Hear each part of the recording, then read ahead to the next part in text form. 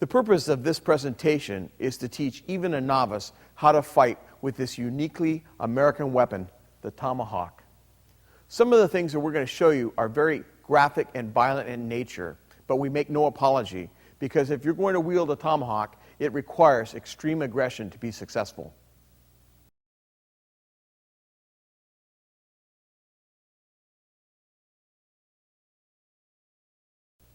Hundreds of years ago, when Europeans arrived in the northeastern United States, they found all the martial tribes they encountered carrying stone-headed axes and wooden war clubs.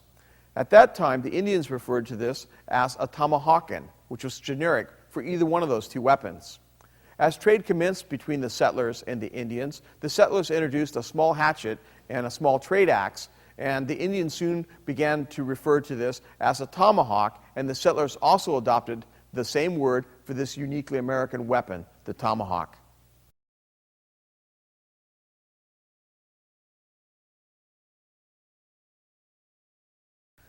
The tomahawk hits like a ton of bricks. You can't make very many mistakes when you're training with a tomahawk and avoid extreme injury. So you have to show this weapon a great deal of respect. Even foam trainers hit harder than you might expect. So keep this in mind. Always wear proper protective equipment. Armor up and really protect your head and your face, and show utmost respect to your training partner so you can avoid injury.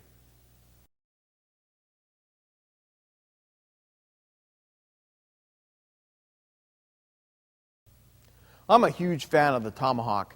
I've been manufacturing tomahawks since the early 90s, and during that time, I've taken our tomahawks around the world and used them in the field in all kinds of situations. I know what the tomahawk can do. I've been training with it continuously as a weapon for the last 14 years, and I've gotten a really good appreciation for all of its many advantages. I'd like to share them now with you. One of the things that I love about the tomahawk, and it's one of its best features, is as a weapon, this is a one-shot, one-kill weapon. One blow with the tomahawk is a fight finisher. If you hit somebody in the head with this, they're done. If you hit them in the arm with it, that arm is finished. If you hit them with the leg, they're not likely to be able to continue to stand. Anytime the tomahawk blade encounters bone, it shears through it and it crushes it. If you hit somebody in the elbow with the tomahawk blade, you busted their elbow. If you hit them in the knee, you broke their knee. If you hit them even in the hip, you've crushed their hip. It's a fight finisher. That's a huge, huge advantage, and it scares the bejesus out of your opponent, because he knows he can't take even a single blow from a tomahawk and continue to fight. So it's got tremendous potential as a fight finisher. It's also a great weapon to use in ambushes. You step out behind a tree and hit somebody with this thing in a military situation, bang, it goes into their head, they're done, and you're ready to go on to the next guy. It's a total one-shot, one-kill weapon. The other thing I like about it, and we're going to see this a lot in this presentation, is the leading edge right here can be used for hooking. This makes a great hooking or trapping implement. I'll have Willie come here for a second. I just want to illustrate this very briefly. If Willie cuts at me, go ahead. I can just come in here and control that arm. From here, I can just let go and take him. Continue and take him. All right? The tomahawk has tremendous potential as a hooking tool. You can hook an incoming arm. You can hook around the neck. You can hook around the knee or the calf. It just is a really good hooking and trapping implement that will add to your game a lot. And that's another huge advantage of the tomahawk I really enjoy. Now, the other thing I like about a tomahawk is, unlike a lot of weapons, it's extremely durable. It's really hard to break a well-made tomahawk. If this head is forged properly, like we do, and differentially heat-treated, it's as close to unbreakable as anything gets. The edge, if it's properly ground, is really impervious to things that would break a knife in half. It's very strong, and also the handle is very strong. When you make this handle out of hickory, straight-grained hickory, it's a lot tougher than you might think. Yes, it can be broken in extreme situations, but you're very unlikely to break it in a fight.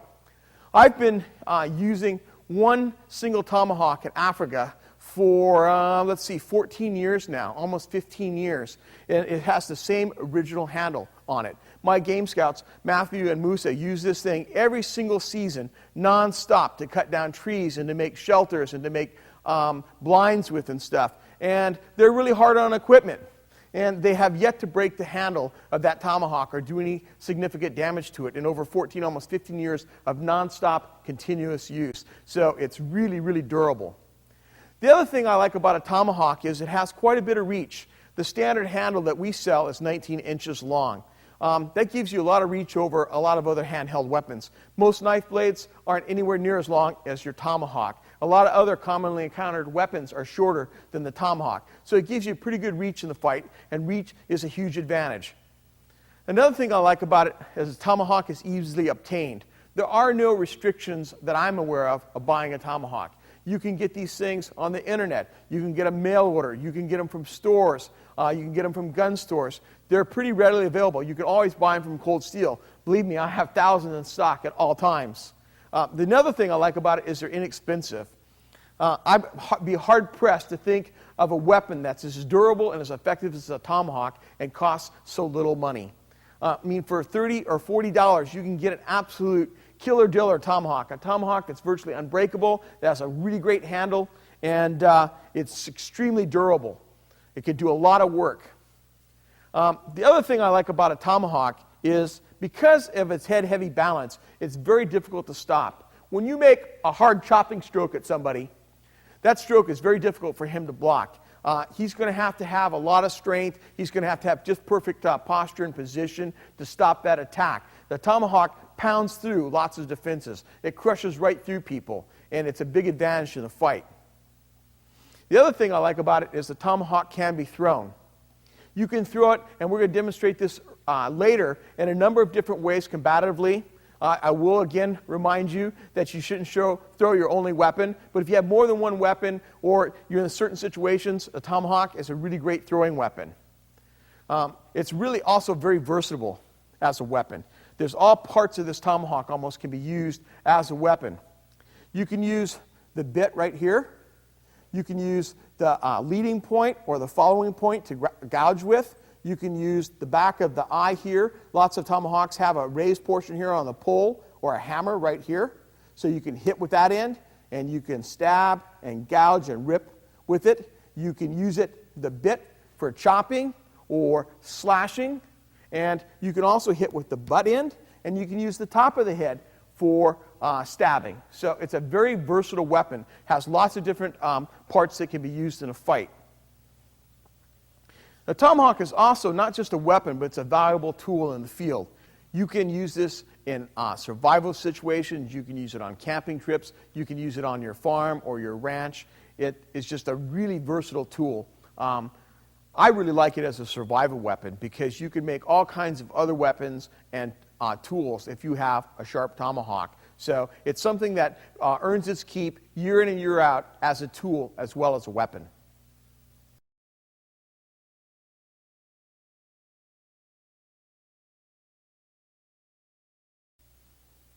As much as I love the tomahawk as a weapon, I would be remiss and intellectually dishonest if I didn't acquaint you with its disadvantages as a weapon also.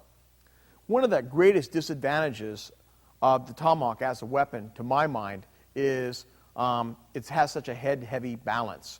That's a great thing when you're making a kill shot because it drives that edge right through the target and crushes or severs all in its path. But when you're fighting with it, it's very difficult to recover a weapon when you miss with a head-heavy balance. I just want to show you how head-heavy the balance point is on a tomahawk. This is our standard Norse hawk, and it's got a 19-inch handle.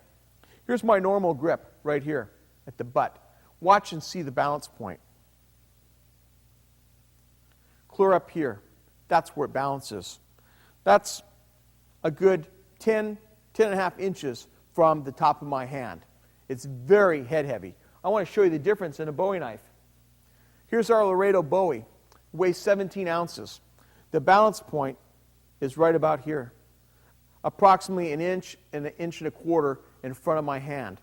The Bowie knife is a lot more lively weapon in the hand. It can be turned in a heartbeat. The same is not true for a tomahawk. That heavy balance will wreak havoc with your maneuverability in a fight. And it's always something that you have to take into consideration when you're fighting with a tomahawk. The other disadvantage of the tomahawk as a weapon is this edge cuts a fairly small swath through space. This is about a 4-inch cutting edge. Compared to a Bowie knife with a 10.5-inch blade, you can see it doesn't take up a lot of space when you're cutting with it. So it makes it harder to connect with a 4-inch blade than it does, say, with a 10.5-inch blade. I think that's obvious. So that's a disadvantage. You have to have greater eye-hand coordination and greater skill and greater strength to wield the tomahawk accurately. So you really have to work on those things so that you're prepared to deal with the innate disadvantages of the tomahawk in this area. The other thing is, because the tomahawk is also thrown, the handle is tapered. It's almost straight and has a slight taper down to the very butt, like that. That allows the tomahawk to slide out of your hand easily. But it also impedes your ability to control that head-heavy weapon when you're swinging it hard. Centrifugal force wants to tear the tomahawk out of your hand, and it's a real disadvantage, is this inability to hold it as tightly as you would like.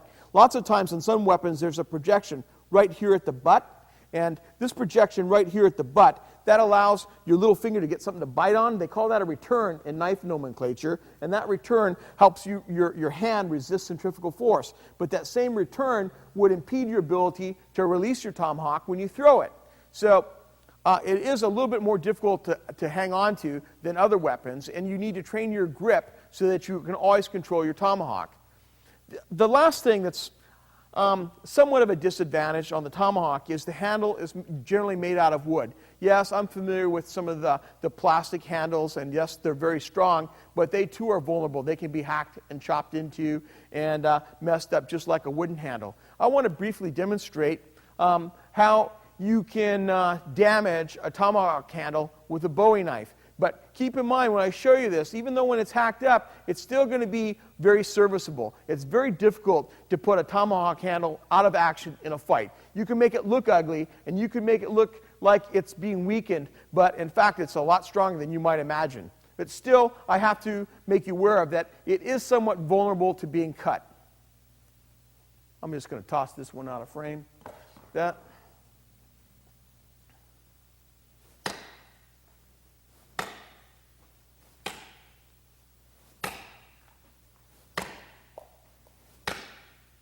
Now, I've given that some medium good shots, and I'll have the camera come in here. Let's switch this way.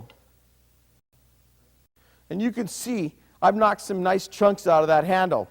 But in my experience using this weapon for over 14, 15 years a lot, this isn't going to in any way compromise its ability to continue to be used as a weapon.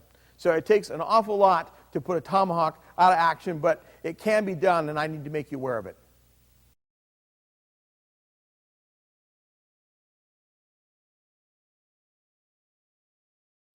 I'm going to be talking to you about sharpening your tomahawk. I have a tomahawk here, and I have a selection of stones and a file.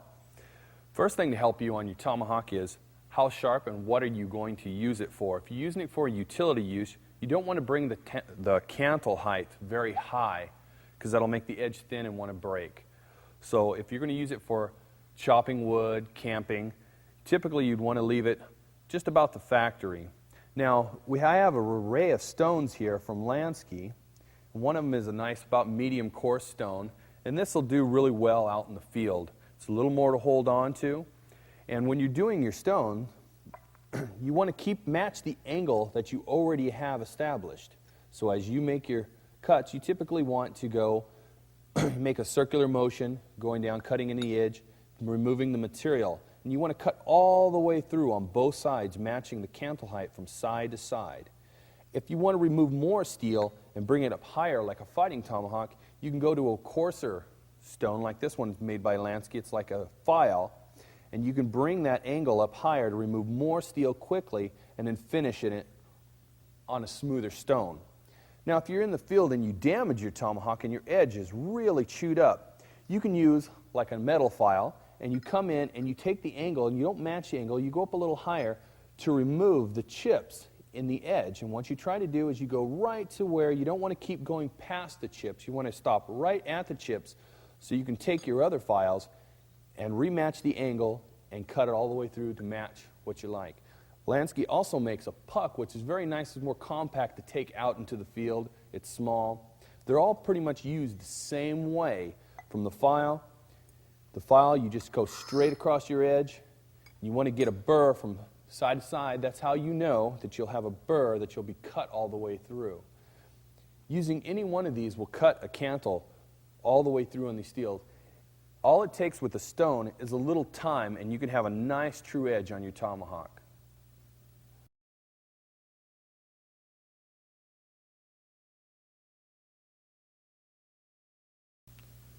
Right now I'm going to show you how to assemble and disassemble your tomahawk, and also show you some improvised handles when you do break your handle. Now, tomahawks typically have a tapered eye, and what that's for is where you can slide the handle on easily. You can easily shave a handle down if you have time and slide the wood in. And also for throwing, when the handle hits, it allows the handle to be pushed down instead of breaking the head off. Now, all you have to do to replace it is slide the old one out. See how it's tapered in there in the eye, if you can see that. Okay. It's got a nice tapered eye, and the handle's also tapered. So to put a new one in, all you would do is slide it down, take a mallet, hammer it down tight. On ours, we have a set screw in the back, and all you have to do is take the Allen and tighten that up, and that helps it keep it from sliding down. Now, if you were going to throw your tomahawk, I would suggest you to pull the set screw out so it allows the handle to slide up and down. Now, here's a few that we made out of a stake with some tape, and we've cut a notch in it, put it down, and we also took a piece of wood to cap it and put a screw through it, something very easily done. We also taken a piece of copper pipe and pounded it through and taped that down. And believe it or not, you can actually take up some newspaper, roll it up tight, and put it in there. Now, you'll have some flex, but like if you take some good tape, you can tape that down, and in a combat situation, you can actually still use this to fight with. Keep the head on. You might have a little flex, but you can still hit with it. Those are a few ways to repair your tomahawks and improvise handles for.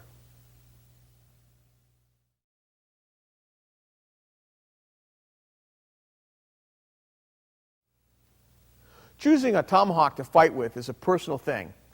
Everybody has their own ideas, but I'd like to give you some suggestions on how to choose a tomahawk based on my experience fighting with the tomahawk for the last 14, 15 years. One of the first things to consider is what kind of head shape do you want? Do you want a head shape with a wide cutting bit like this? This is really good for slashing and cutting and chopping, but it takes more force to make that blade penetrate. Or do you want a narrow bit like our trail hawk? Lots of times for fighting, the Indians would use a tomahawk with a very narrow bit like this. It takes very little pressure to make this thing go into a skull. Even a moderate stroke like that will crack a man's skull and kill him with a narrow bit tomahawk like that. So it's a personal preference in your fighting style. Now, when you have a narrow bit, you have to even be more accurate when you're targeting the limbs. It's very hard to hit a wrist or an arm in motion with a narrow bit tomahawk. The head, of course, is a big target, and that's what you usually focus on when you have a narrow bit tomahawk like this. Now, when you have a wider bit tomahawk like this with this sweeping cutting edge, it's much easier to hit limbs in motion because you're cutting a wider swath through the air and it's more likely to make contact. So it's a personal preference. Also, when you have a tomahawk like this, you have a point here on your leading edge and a point on your following edge that you can stab and gouge with.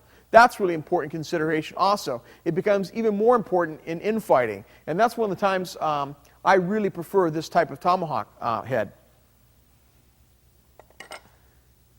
The next thing is weight. I've alluded to the head-heavy balance of the tomahawk earlier, and it's a huge factor in fighting, and it's a huge factor in choosing what kind of tomahawk you're going to utilize. Now, the rule of thumb is to get the heaviest head and the longest handle that you can wield comfortably. So keep that in mind when you're choosing your tomahawk. What I do is I pick the head that I like, put it on a 24-inch handle like this. All right? Go to the end of the handle and get a feel for it. Swing it around through the air a couple times. See if your strength matches the length of that handle. If it doesn't, choke up a little bit and try again. Keep choking up on the handle until you come to the length where you feel the most comfortable.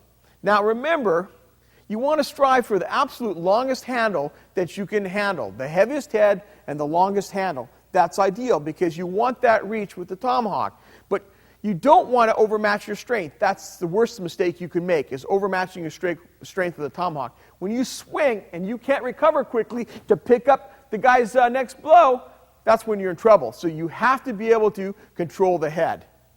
The last thing I want you to consider when picking a tomahawk is the strength and sharpness of the head and the handle.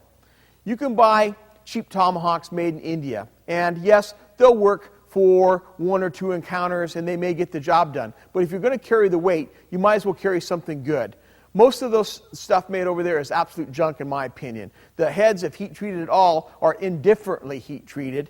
The blades are way too thick. The handles made of sandam wood are absolute crap, and they're useless. So I would avoid anything made in India. There's lots of custom tomahawk makers that make very fine tomahawks, or you can get a really well-made tomahawk from cold steel with a drop-forged head that's differentially heat-treated and a straight-grained American hickory handle. So consider wisely the strength and sharpness of your tomahawk before you purchase it.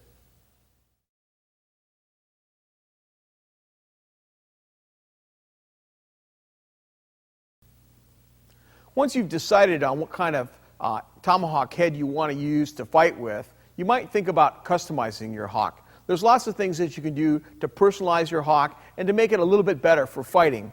One of the things that you can do that I've alluded to earlier is change the length of your handle. You can go to a longer handle. Here we have a 24-inch handle. This gives quite a bit of reach. And also on this one, I've heavily modified a rifleman's hawk's head. I've cut the hammer pole off, and I've just sharpened the back of this to give something to hit with. And I've thinned out the blade, and I've thinned out the eye to make it a little lighter because it's a very heavy hawk to begin with, and I want to make sure I don't overmatch my strength. Like on this one, I went and cross-hatched the end of the handle here to give a really good grip, and I put a leather langette on the front of it. A thick piece of leather like this will absorb a lot of shock from an overstrike, and it also help prevent your handle from being cut through by an edged weapon. It'll slow down an edged weapon quite a bit and take away some of the damage to the actual hickory handle itself. So there's lots of things that you can do. Another thing that you can play with is color. You can change the color of your tomahawk. Here I've got a heavily modified frontier hawk. I've got it painted kind of OD green, again with cross-hatching. On the langettes, on this model, excuse me, I used a piece of PVC pipe, and we pin that in place, and again, it takes up a lot of shock from an overstrike like this. If I miss and I hit on the handle, it takes up a lot of shock, and it also, again, helps the head or the handle from being cut through. We painted the head, and on the top, I put in these little points right here, and when you thrust, and we're going to get into this later, that's another weapon. So I've added to the damage my tomahawk can inflict by adding a few more points on the top of the blade there. You can also lengthen your Vietnam tomahawk. What I did here is I took a tomahawk handle and I reground it, put it through the eye, and swedged it in place right here. So it's firmly fastened together. It's got a wedge right here to make it a little bit fatter at the end and keep that head from coming off. Again, I've got langettes made out of PVC pipe pinned in place, and I've got about a 20-inch, 21-inch handle on here. This makes for a very, very live tomahawk. I can wield this thing very quickly, and I've got both the edge and the spike to hit with.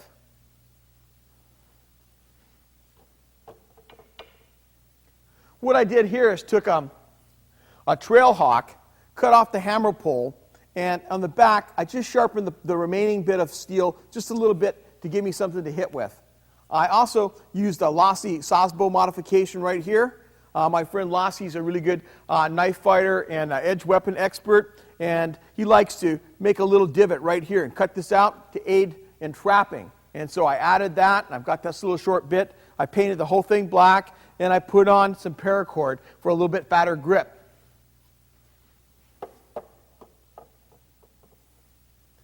Here's just a standard trail hawk. All I did on this is I put on the steel langette on the front here, and I just put a little bit of file work in the handle here to add my grip retention, and that's basically it. This tomahawk is pretty much good to go right from the beginning. Some of you may still find it a little bit heavy, and you may want to modify it even further. Here's a trail hawk that I modified to make it look more like an Indian peace pipe.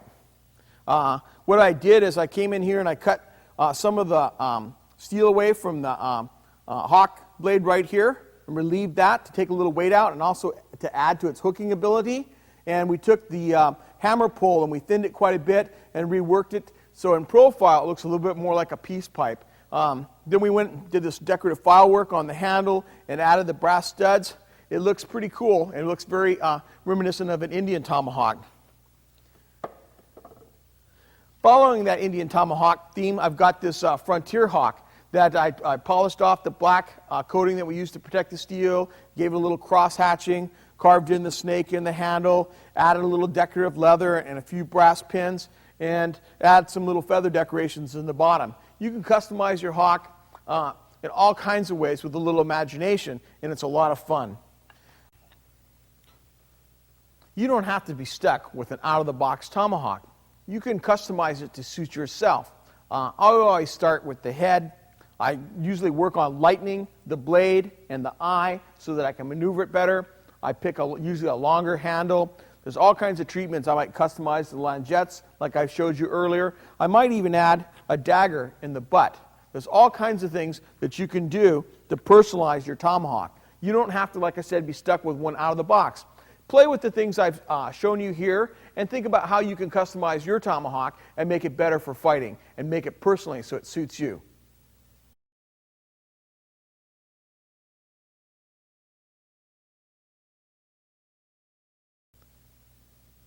There are a number of ways you can grip your tomahawk. Changing your grip on the tomahawk may be dictated by the range that you're fighting at or the weapon that you're opposing. I like to start usually fighting with my tomahawk held in a hammer grip at the butt end of the tomahawk, clear down here. I'll usually let about an inch project the handle out of the bottom of my hand so I have something to hit with if I get drawn into a close quarter fight.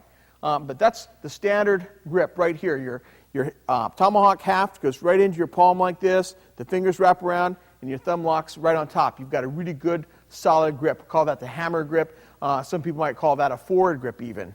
Now, another way to grip your tomahawk is in what I call the reverse grip. All you do is you grab the same end of the tomahawk, but this time your little pinky finger is pointed down here towards the head, just like this. Now, I use this sometimes to pose a lighter weapon where I might cut quickly this way with it. So there's something to be gained in this reverse grip also. Now, a lot of times you'll change your position of your hawk again based on the circumstances, the range you're fighting or the weapon that you're fighting. So it's helpful to be able to choke up on your tomahawk.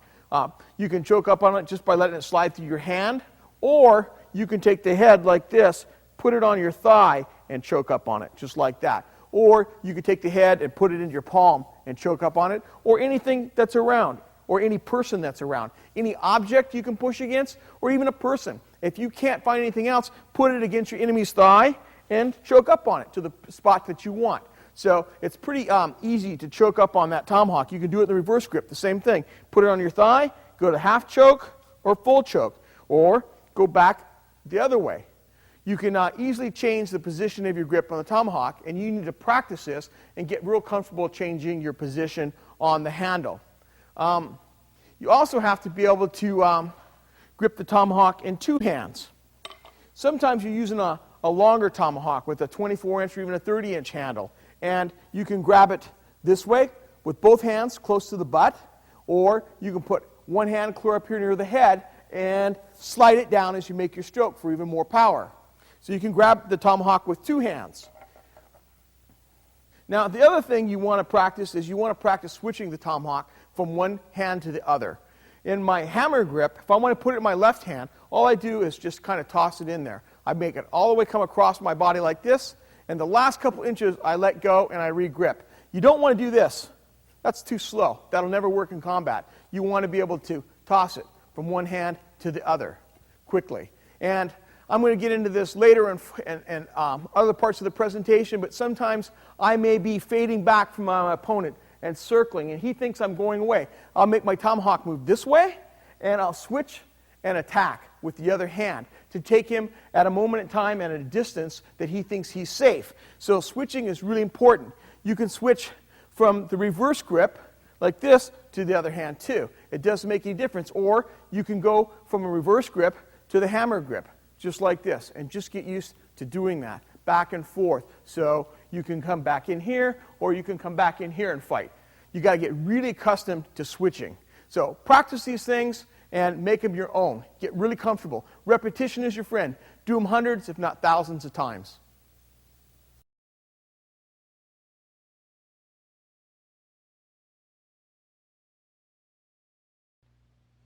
I'm going to show you how to carry and draw your tomahawk. I'm wearing the latest military harness, and I'm wearing a pair of OD green fatigues. Typically, you would take your tomahawk and you'd put it in a kydex or a thick leather sheath, and you would carry it out of the way in the back. But when you're going into combat, you would want to pull it out, probably put a little tape on the edge, so when you had it in your harness and you bumped it, you wouldn't cut yourself, because no matter what you hit with a piece of tape on it, it'll still cut through the tape and do the damage. First side I'm going to show is the weak side.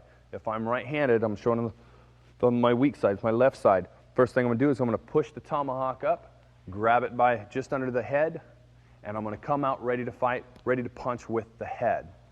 The next one I'm going to show is a cross draw. I'm going to reach across my strong hand, pull it out, pulling the handle up first. Later on, Lynn will go in detail in teaching you techniques with this.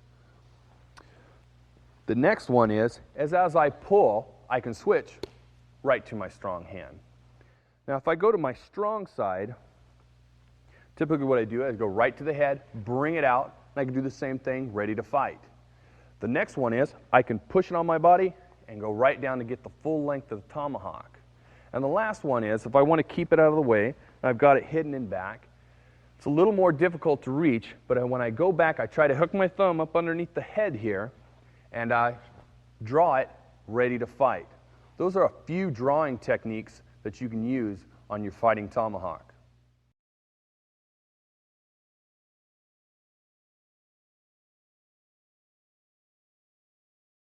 Always avoid a fight. Run. Leave the area. Get in your car. Drive away. Beat feet. Don't fight over ego. Don't fight over face. In this day and age, when honor means nothing, you're almost suicidal to fight over your ego, whether or not you're better than somebody else or he called you out or whatever. If you can avoid a fight, leave. Always leave. Don't fight. It's not worth it. Believe me, no one's ever going to take out a full-page ad in the LA Times or the New York Times and herald your victory in a vicious tomahawk fight. They're never going to say, Len, he was attacked by 3 men the other night and he used his tomahawk and viciously dispatched them in less than 20 seconds. It's not going to happen. You're not going to get any fame, any glory, or any money fighting with your tomahawk. Always avoid a fight. Now, there are some instances when you have to fight, and that's when you can't escape. Sometimes you can't escape from the situation and you have to fight your way free.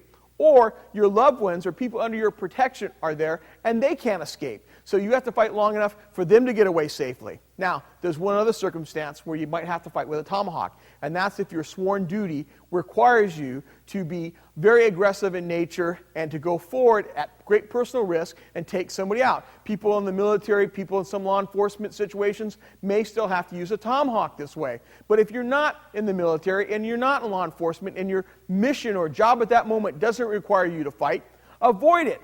Look it. Save yourself a lot of heartache. Save yourself a lot of time in jail. Use common sense. Stay out of jail and be responsible with your tomahawk.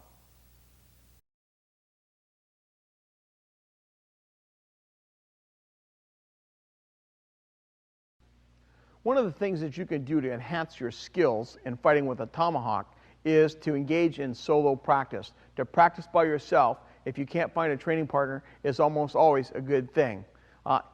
Later in this presentation, I'm going to teach you a bunch of footwork drills. You can incorporate this in your solo practice, and you can also do a lot of defensive work and also stroking patterns. The first way you start in solo practice is with a foam trainer. Using a foam trainer will give you all the basic moves. It'll start building muscle memory, and it can be very useful and it's safe. If you make mistakes and you hit your leg, for instance, it's not the end of the world. I want to caution you, though, that if all you do is train with a foam trainer like this, you'll be not doing yourself as much good as you could, because these are unrealistic. They're way too light, and they don't really replicate the weight and the head-heavy balance of a tomahawk. You got to use something that's closer to the actual weight that you're going to fight with. The next step up is an aluminum trainer. I have every single weapon that I fight with regularly replicated in doubles or pairs in aluminum. And I have a whole bunch of aluminum trainers and tomahawks. This is the next step up for solo practice. Aluminum weighs half the weight of steel. So your aluminum hawk is about half the weight of your steel hawk. And you can do all your stroking patterns and all your different work with this aluminum blade, and it's less stressful to your muscles and joints. Look it. You don't want to blow out your rotator cuff when you're training with a tomahawk. That head-heavy balance, if you're not used to it, and you make a big stroke and another big stroke like that, if you're not used to it, it's a big strain on your shoulder right here, and the recovery is really difficult. So use an aluminum hawk as you build your power and build your strength and build your endurance is a good idea. But at some point, you're going to have to go to a steel head. This is the ultimate way to train with a tomahawk. What you do is you take your regular tomahawk that you use to fight with, you procure another one, grind the edge off, and put on a nice thick pad. Here I've got a heavy plastic pad that I've taped in place so the edge is padded. We actually spar with this, and I'm going to talk about this more in just a minute, but you can use this in all your stroking drills, in all your defensive maneuvers, all your footwork drills, and this will start building the strength that you need in your wrist and fingers, forearm, arm, and shoulder to use this heavy steel hawk. You'll say, there's a heck of a big difference to go from foam to steel, but if you want to train realistically and not give yourself any false confidence, you have to train with steel. It's the same thing in sparring. When you start sparring, I suggest you use foam because it's so much more forgiving if you get hit or you hit your partner. This doesn't feel that great to begin with. Even these foam ones hit inordinately hard. When you take this edge and it makes contact on somebody's arm, there's no argument about whether or not you struck them or not. The pain in the arm will tell them they got hit. It's not like in knife fighting where you have to chalk something for everyone to be honest. When you hit somebody, even with a foam trainer with a tomahawk, they know they got hit. Okay? But it's a lot safer than fighting with aluminum and steel blades. The main disadvantage, though, of fighting with this foam trainer is that it's an unrealistic weight. You'll make moves with this that you can't begin to duplicate with aluminum or steel hawk. So it can leave you into false bravado. It can make you think you're better than you really are. So you have to use this judiciously in your training. Next up the line is an aluminum hawk. I train a lot with aluminum weapons because they're much safer than steel and they're more close to the weight of an original weapon. You can't train with abandon. You can't hit people with abandon with this, but it's a lot softer than hitting them with a steel hawk. The weight's about half, and the armor that we have available to us that still gives you a lot of mobility today can take moderate hits from this aluminum hawk and keep the person wearing it safe. Also, it's not quite as hard on your arm. You can train longer and harder with this. I can go 3 times longer with an aluminum hawk than I can with a steel hawk. So it's a really good tool to spar with and train with. The last thing you want to use is a steel hawk. This is when you are pretty well advanced and you have enough strength and power in your body, in your hands and forearms and wrists to control this thing and use it with moderation. You can't fight full speed with this steel hawk. It'll cave in the side of even a 3 weapons rated fencing mask. It just has way too much power, so you have to use it very judiciously, but you do have to spar with this because this is what replicates the real thing.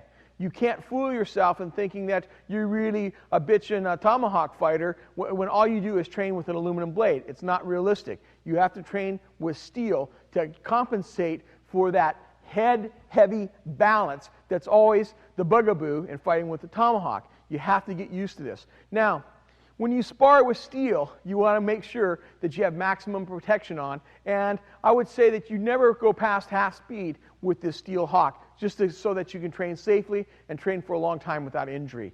So always use the utmost caution and respect and consideration for your partner when you train with steel.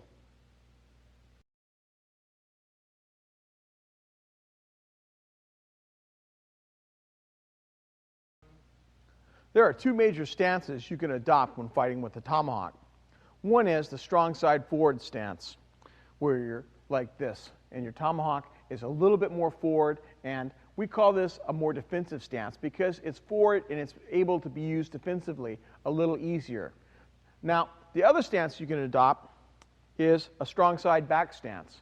Here I've sucked my tomahawk back to get more power in my swing. Okay? This stance is a little bit more offensive. The stance you use is going to be dictated by the terrain, the weapon, the distance separating you from your opponent. There's lots of factors.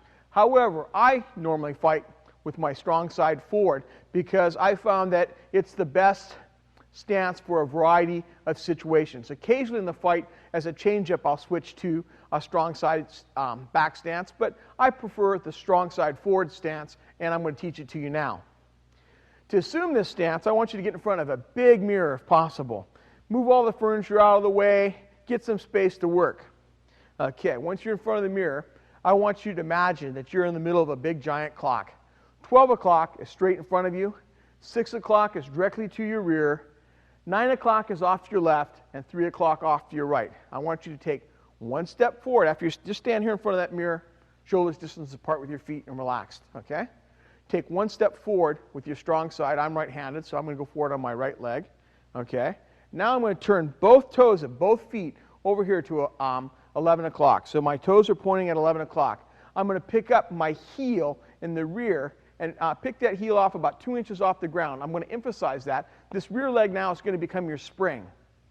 Your empty hand is going to suck back in here to your chest. Now, as I've said earlier, if possible, if at all possible, you're going to fill this hand with a weapon, a Bowie knife, a dagger, a boot knife, a neck knife, a tactical folder, or any improvised weapon that you can stab or cut with. So you're going to have that back here. But if not, for this training purpose right now, we're just going to put this empty hand right here on our left pec. Our tomahawk is going to come up like this, right in front of your body, lined up with your shoulder right here. The head is going to be even just about with the top of your head, just like that. It's a little bit high and a little bit forward like this. You can play with how far you're going to move that thing forward.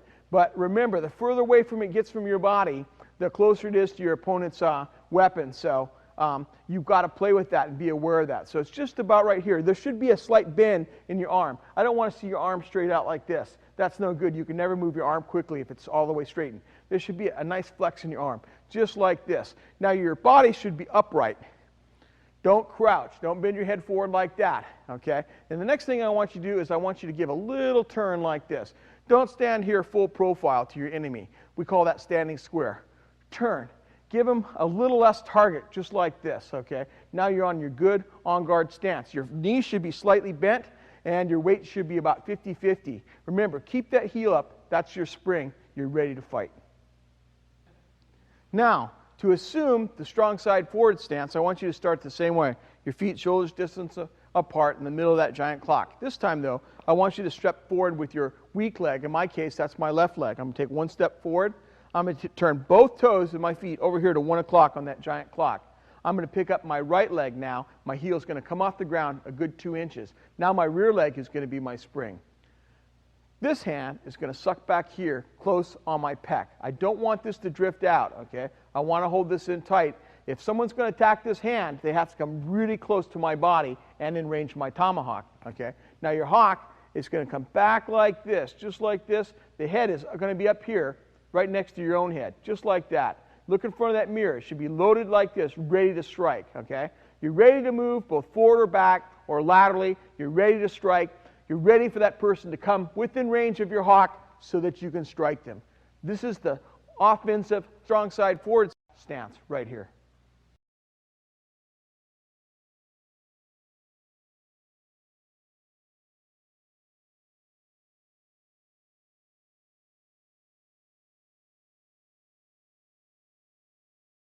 Developing superior footwork is absolutely crucial if you're going to be an expert in fighting with the tomahawk. Remember that you can't always practice inside. You have to also develop your footwork outside. In the 16th century, the French were noted to be absolute superior fencers. I mean, their fencing style and method was really good. But the Italians, although their school was thought to be slightly inferior, were considered to be the better duelists. And the reason was they practiced their footwork and they drilled and trained outside on terrain or ground that was going to be very similar to what they would face in a duel. The French primarily trained in the salon, the salle d'armes, and it was in a nice sterile environment with flat floors and everything, and they became very accustomed to that environment. But when they were forced to fight for their lives on broken ground, on sod or on gravel or dirt, they didn't fare as well. All those beautiful salon tricks didn't fare as well because their footwork wasn't varied enough and it wasn't burned into them in all different types of conditions. You need to fight with your tomahawk in any type of terrain. You're very unlikely to fight on a perfectly flat floor like I have in my gymnasium. So you need to practice your footwork outside in different conditions. Now, there's some basic truths in footwork that transcend a lot of weapons. I'm going to teach you in this presentation the ones that we use in our own training that we found to work well with a saber, with a tomahawk, with a Bowie knife, with a machete, a brong, all kinds of handheld weapons. The first one is you've got to learn how to move forward and backwards on balance. The key in your footwork is to always move in balance. If you lose your balance in the slightest, you're going to be compromised in your ability to attack or defend. So whenever you make a motion, you need to come down or stop that motion in balance. So always practice that. Now, what I want you to do to learn this footwork is I want you to get in front of a mirror with a lot of room. Again, make sure the furniture's moved out of the way, there's no kids in the way or dogs or cats or pets or whatever, and you have some room to work in. Get in front of that mirror.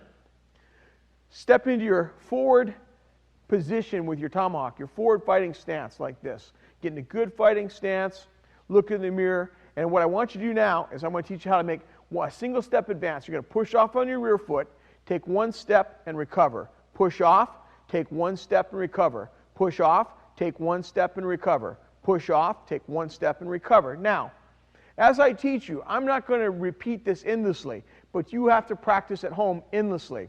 There isn't a week that goes by that I don't spend hours drilling what I'm teaching you right now. It's a big part of my game to be able to move and have superior footwork. A fighter with superior footwork is really, really hard to deal with. So it may be boring, but make the effort to perfect your footwork. Now, I'm going to teach you how to go back. So from this fighting stance, you're going to use your front leg now as a spring. You're going to push off. You're going to reach back with your rear leg and recover. Push off and recover. Push off and recover. Push off and recover. All right? That's how you do the basic one-step forward advance. Now, the problem with a tomahawk versus a Bowie knife is it's so head-heavy that your recovery is slow. Quite often when you make one stroke, you just can't recover in time to defend. You're going to have to use your footwork to get out of the way. The way you do that is you use multiple steps. If I make a hard stroke here and I see I miss and he's coming at me, I may have to push back twice to get to a position of safety. You need to always keep in mind when you're fighting with a tomahawk, you may have to move 2 or 3 times, take 2 or 3 steps to get to a position of safety. With the Bowie knife, lots of times I can give 1 step and I'm safe. But with a tomahawk, quite often my arm is in a position that's dragged around by that heavy head and I can't recover it in time to defend. So you need to use your footwork as your main defense. I'm going to go over this again and again in this presentation, so get used to hearing that. Now, let's drill this one more time. Get in your fighting stance. Push off on your rear leg, take a step. Look in the mirror. Are your feet pointing to 11 o'clock? Is your weight 50-50? Are you standing upright? Where's your tomahawk? Are you in a good position? All right? Check that. Constantly look at that, okay? Push off, take a step. Push off, take a step. Push off. Now I want you to take 2 steps. 1, 2. Let's go to the rear. 1 step. Push off, take a step. Push off, take a step. Now let's take 2. 1, 2. Get used to that. When you come down, be in balance. Don't be staggering around. Here's where you check your stance. Make sure your stance isn't too short like this. Make sure it's not too long. Both of those positions compromise your balance. make sure it's not too wide. If it's too wide, you can't go forward until you narrow your stance again. Look in that mirror all the time. The mirror is your friend. If there's one thing I could tell you about how to improve your footwork, it's to get a big giant mirror and stand in front of it and practice your footwork. It'll stand you in good stead.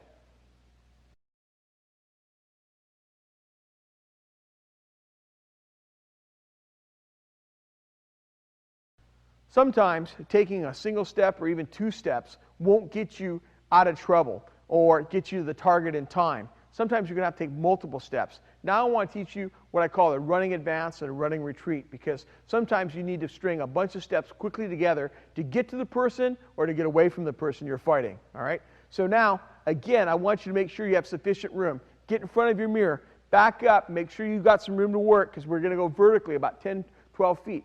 Now, what I want you to do is get in that mirror, get in your fighting stance with your strong side forward, get in a good fighting stance. What we're going to do now is I'm going to go slowly. We're going to step forward on our rear leg, but we're going to keep our tomahawk in front, just like this. You're going to come straight, you're going to come down, and when you stop, you're going to be in your fighting stance, just like that. Now, I went really slow. Let's look at it again. What you're going to use this for is you're going to close on people quickly and be in a position to fight when you stop your motion. It comes like this, and I stop, and I come down, and I'm ready to fight. Now, look one more time closely. As I advance rapidly, like this, when I stop, see how my knees bend a little bit? I'm absorbing the shock of that sudden landing with my legs. And I'm absorbing that shock, and when I come back up, I'm on balance, ready to move. I can move laterally, or I can move backwards, or I can move forwards easily because I'm on balance. That's what you want to strive for. One more time. You don't have to go fast at first. Go slow until you get used to this motion. 1, 2, 3, 4, and stop, ready to fight. Now, to go backwards, we're going to reverse it a little bit. From my fighting stance here, I'm going to pull this leg violently backwards. 1, 2, 3, 4, and come down on balance, ready to fight. Let's try it again. 1, 2, 3, 4. I come down on balance, ready to fight. Now notice, I square to you as I advance and I retreat. You have to do that rapidly. I can't go forward in my fighting stance like this very quickly. And I can't go backwards, sideways like that. So to go forward quickly, I'm going to turn into that person like this, and I'm going to advance with my tomahawk in front, and when I stop, I'm going to assume my fighting stance. Same thing when I go rear. I'm going to go back straight, come down, and I'm going to be ready to fight again.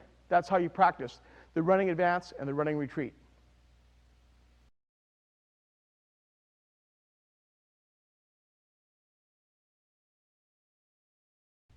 One of the marks of a superior fighter is his ability to move laterally.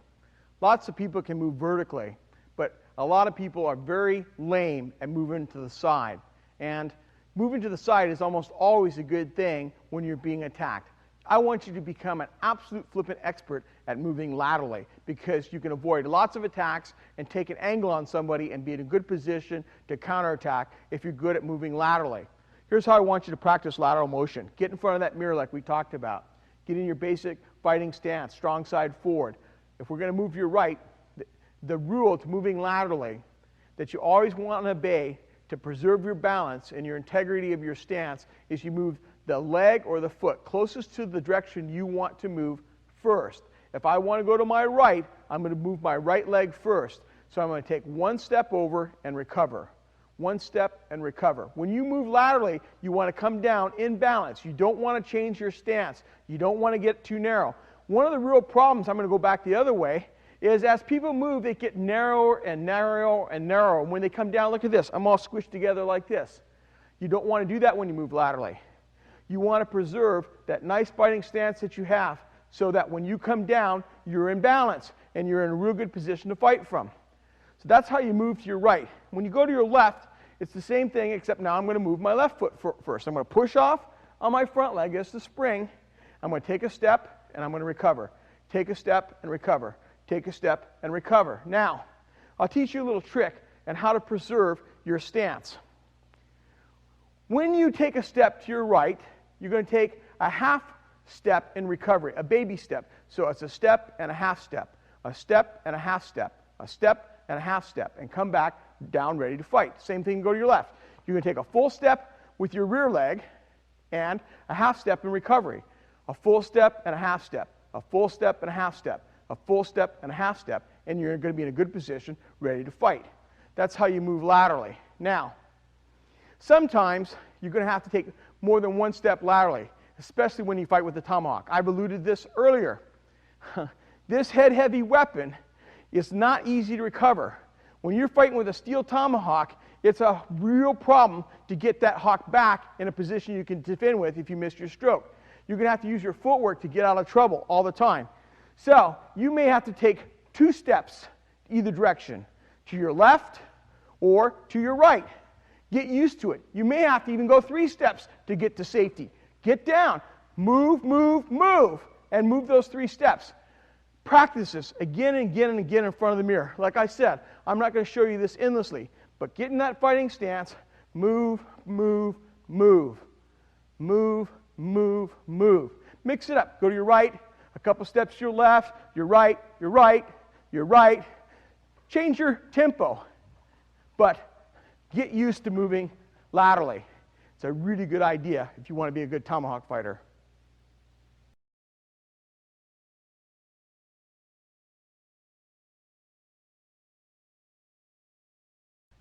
Attacks at your leg are quite common when you're fighting.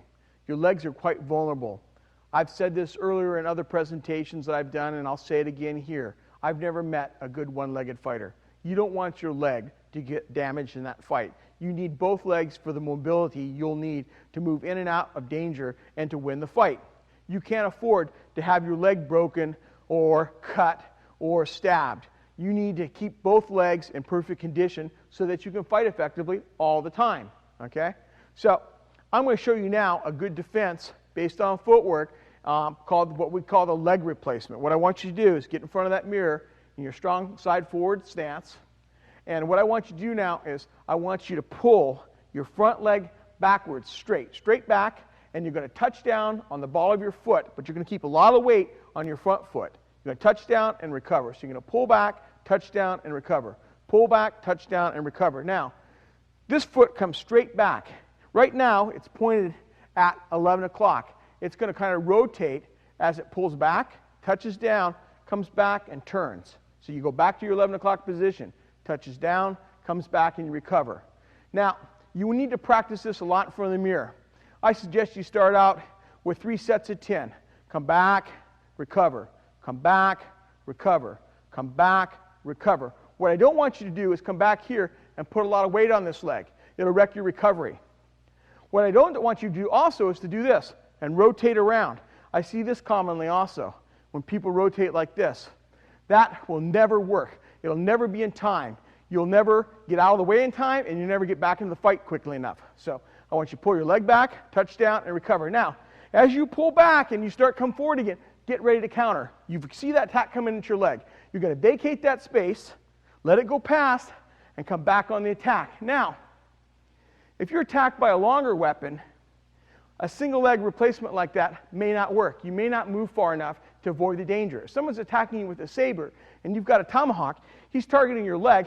You pull back, it may work, it may not. Depends on how deep his stroke went, how deep his stroke goes. But you can do a little addition to this defense that will stand you in good stead, and I call it a step and replacement. So what I want you to do is when you sense your leg's being attacked, you're going to push off, take 1 step back, and then do a leg replacement.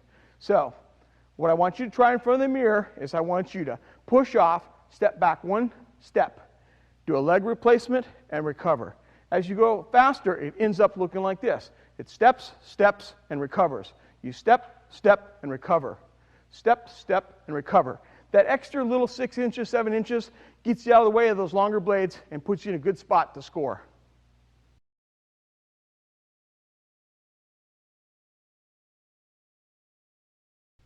Attacking your opponent at a place and time and at a position where he feels safe is always a good idea. One of the ways that you can do that is by borrowing a technique from Western fencing called the lunge. With the lunge, what we're going to do is we're going to take up the distance of 2 steps and 1 motion. With 1 motion, we'll cover the ground we normally would take in 2 steps. So here's how you do it. You get in your strong side forward stance. Get in that good stance. Make sure that your feet are pointed the right way and everything, and you're well balanced. What I want you to do is push off with your rear leg and take a full step forward with your front leg.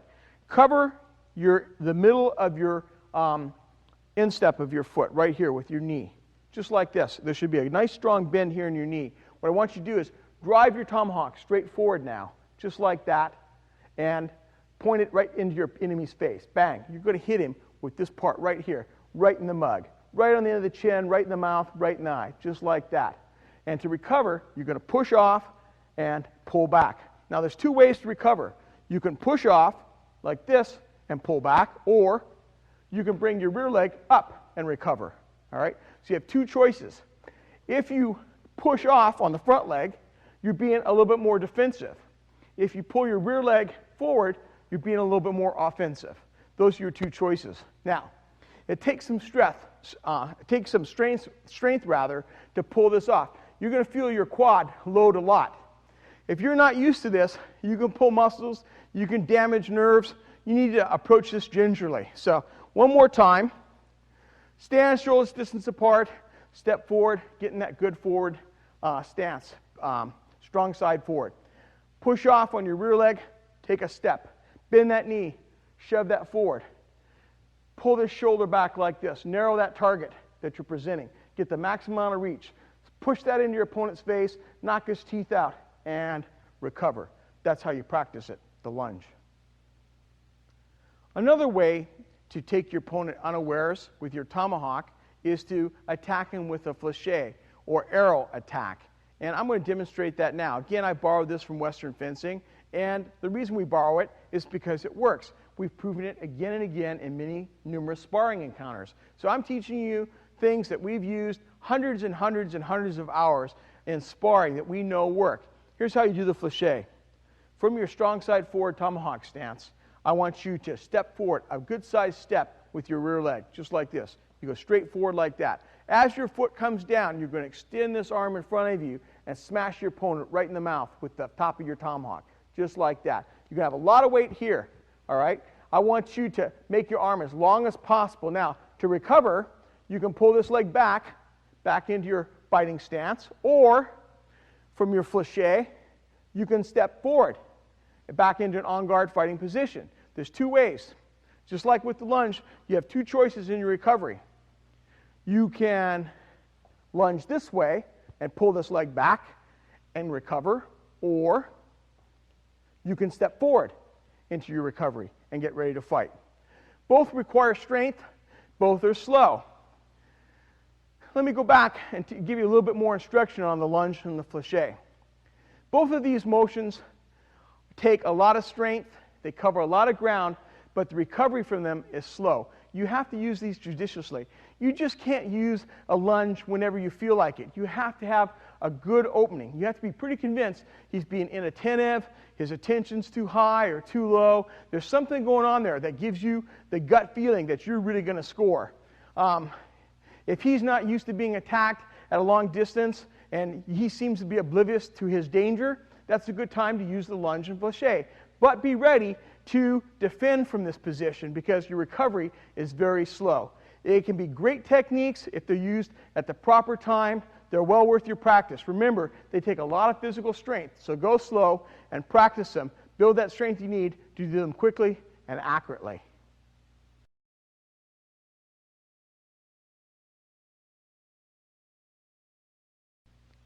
So far, I've taught you how to move vertically and horizontally. Now I want to teach you how to move diagonally. For this teaching, I want to borrow a concept from the Filipino martial arts called the male and the female triangle. On the floor, I've got 2 pieces of red tape, and they're making a big, broad X. What I want you to do to learn how to move diagonally is I want you to put a similar piece of tape, like this X, on the floor of your training area. Stand here in the center, and what I want you to get used to is a stepping pattern on the female triangle. The forward motions on this X are the female triangle, the welcoming part of the triangle. And what I want you to do is get used to just stepping forward diagonally like this on that female triangle. What you're doing when you're stepping forward like that is you're getting what we call offline. Attacks coming down your center line, you're going to avoid those by getting used to moving to the side as you go forward. The same thing on this way. I'm going to move to the side and get prepared to attack again. So the way you do that is you step on this female triangle, just like this.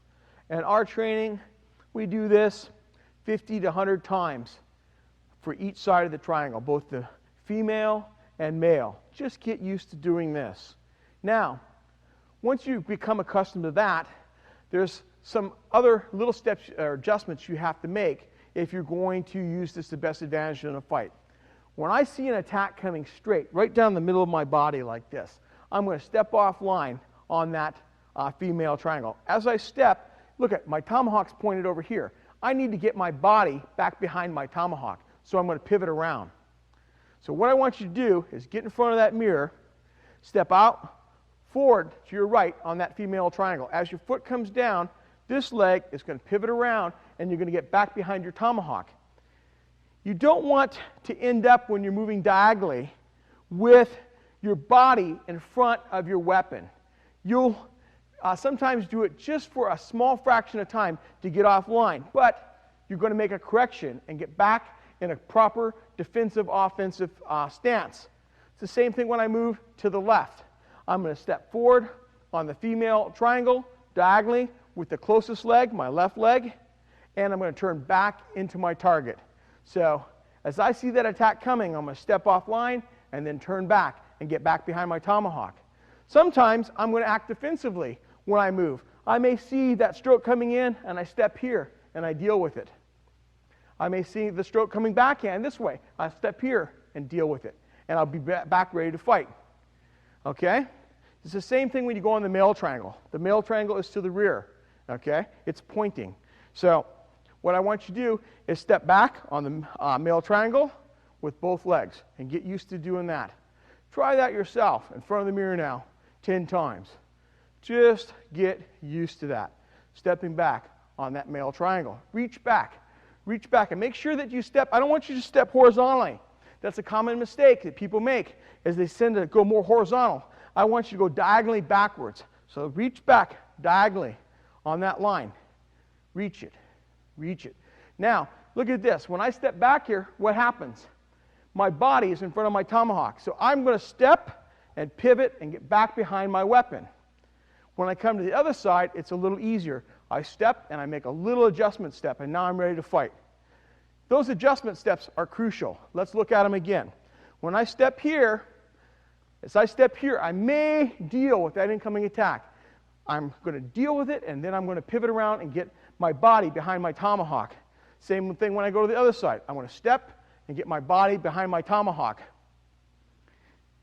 You need to work on these adjustment steps. It's a little harder to learn than some of the other things I've taught you, but it's going to stand you in good stead. I don't care what type of fighting you do. Learning how to use the female and male triangle footwork is a great asset.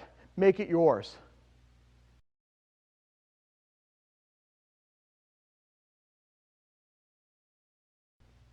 The last thing I want you to concentrate on in your footwork drills is to get really comfortable moving backwards. You're going to give ground in a fight all the time. You need to be really expert at moving backwards on balance. Okay? You need to drill this all the time. One of the ways that you can become expert at moving backwards is in your daily walk, or if you're walking on a treadmill like I do all the time, spend about 1/5 of your time going backwards.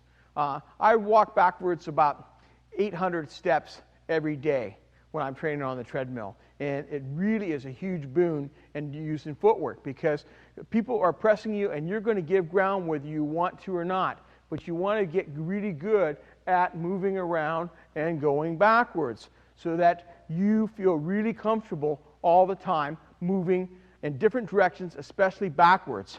On the floor right here, I've got a pattern made by these mats. What I do is I just follow these patterns like this. And as I move backwards around my gymnasium like this. And I follow that pattern and I'll come up here and I'll turn both ways. Okay? You can set up your own patterns at home using those traffic cones that you buy at the box stores. They're big orange plastic cones. You can set out some patterns that you can walk around. Get really used to walking backwards. It'll aid you in any type of fighting you do because you're going to move backwards a lot, trust me.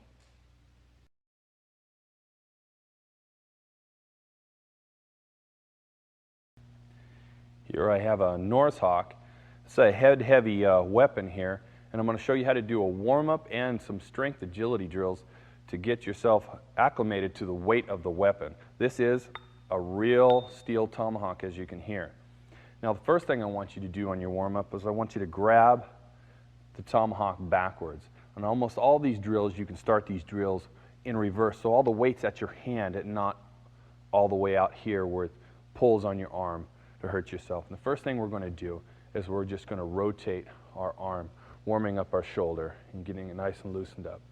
And then we can start going over our head, out to the side, coming back across our body, loosening that shoulder up, getting it warmed up. And then later, you can choke up on it and you can feel the weight, rotate your arm around. Now when you do decide to switch over, you can choke up, and as I'm going to show all the way at the end, you don't want to do this hard and fast. There's no reason to. This is a warm-up. And you let yourself manipulate the weight going over. Now you don't want to do too hard and too fast because it'll pull it farther than your arm can actually rotate, and then you'll end up hurting yourself. So we do the same over the head, off to the sides. And once we're good and warmed up on that, on a sledgehammer one, the first thing I want you to do is you can start up the same way I told you. This one, we isolate the wrist to build up the strength of the wrist and also give it some flexibility. So what we do is we bring it out, we bring it back, we bring it out. Now I'm going to turn this around. Like I said, you can start choked up, you can bring it out, and you just isolate this. Now you don't want to overdo it, you just want to get a nice little pump in the forearm, get the blood going, get the muscle going, and you can go all the way to the end, and you learn to manipulate that. One of the things we do with this too is you learn the weight of it, and you learn how much you can manipulate and how hard you should swing with this. Then the next one, what we're going to do is we're going to isolate it. We're going to bend our elbow, we're going to let it go out, and we're going to lock our wrist, and we're just going to isolate that to get that a nice pump too, get a workout, and you'll feel the weight of the head going. And after we get that going, what we'll do is we'll lock the whole arm up, and we'll let the whole arm go. And after we do that a little bit, we're going to put it all together to go all the way out. Now this will help you doing your snap cuts and learn how hard you can actually hit with still staying in control. Now once we've warmed up on that, we'll go to our circles. Now the circles, you can start out with the lighter end, and you can go small circles tight in both directions, and you can go larger. Then we'll work up to where we're back up to the heavy end, all the way extended out. Now when you're doing your circles, as you get bigger and bigger, you have to learn to be in more control and not hit yourself. So don't worry about going too fast right now, because when your adrenaline's going and you've learned these lines, you will speed up naturally with the adrenaline. So right now we're just getting line familiarization, and we're also cutting the path with the blade, with the circle. And we'll tighten those circles up, back out in front. We'll go the opposite direction again, get bigger, and we'll come smaller, put it back out in front of us. Then the next one is figure eights. That's cutting an X, but coming over. So we always want to learn, unlike a stick where you'll fold it over sometimes, you want to learn to cut the path with the blade. And we'll tighten those up, and we'll make those bigger. We'll also come up with our figure eights. So now that you've learned that and gotten the strength and the flexibility in your arm to where you can learn to manipulate a heavy weapon like a steel tomahawk.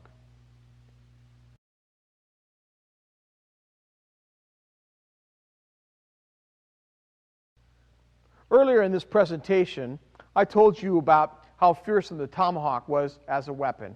Well, words only go so far. I'm a big believer in seeing is believing. If I can show you what a tomahawk can do, you're going to believe it. You're going to have a lot more confidence in your weapon and yourself when you can wield it effectively. Here I have a cow skull. There's no human being on this planet that has a skull as tough and as dense as a cow's skull. So we're just going to show you now what a tomahawk can do. The first stroke I'm going to show is a slap with the flat of the blade. If you want to rearrange somebody's bridge work, all you have to do is that. They're bouncing on the floor all over the place. Now, there's no one that's going to take that slap like that and survive. Their teeth are all going to break off, just like that.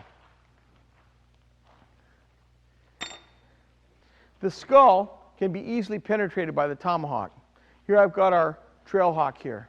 It's pretty easy for me to put this right through that skull, just like that.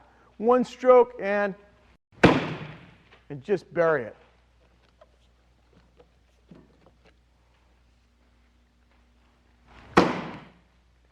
Just like that. Through the hardest bone, you can just get all the way in there.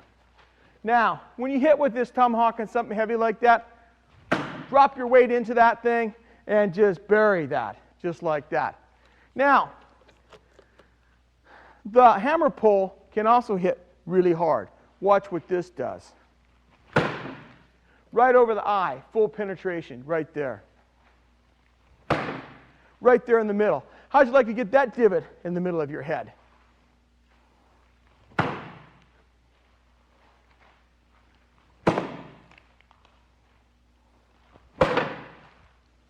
Big holes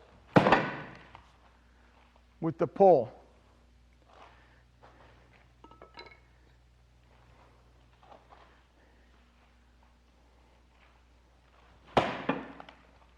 Look at that penetration from that Norse hawk.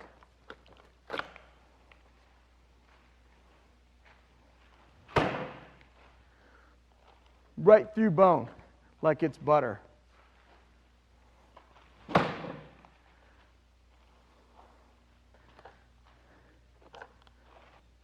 The tomahawk crushes and shears all in its path.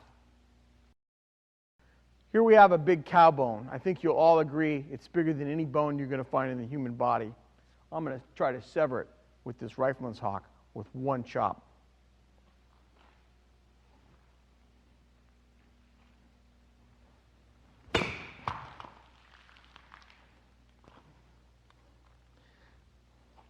As you can see, I put a big dent in that bone with that first hit right there.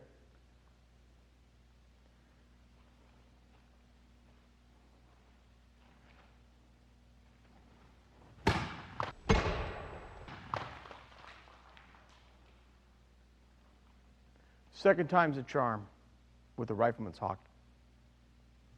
I'm going to take this Norse hawk and I'm going to try to penetrate 3 racks of ribs with a really heavy blow.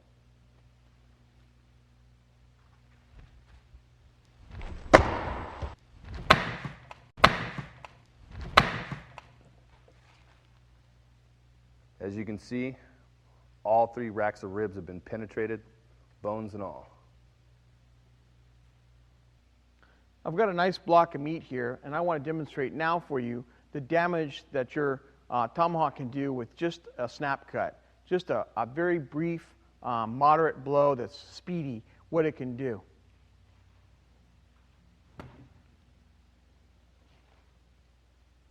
All the way through.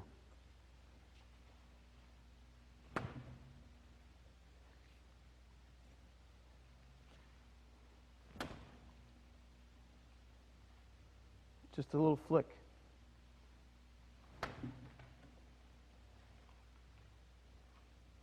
Not much power on that cut. Now I'll cut a little bit harder.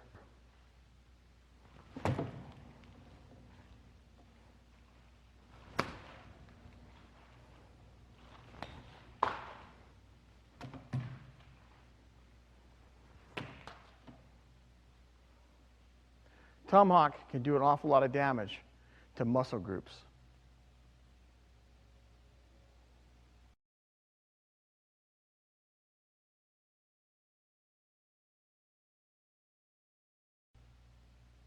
When most people are faced with someone wielding a tomahawk, they think the threat is this bit or cutting edge right here. and for the most part, they're right.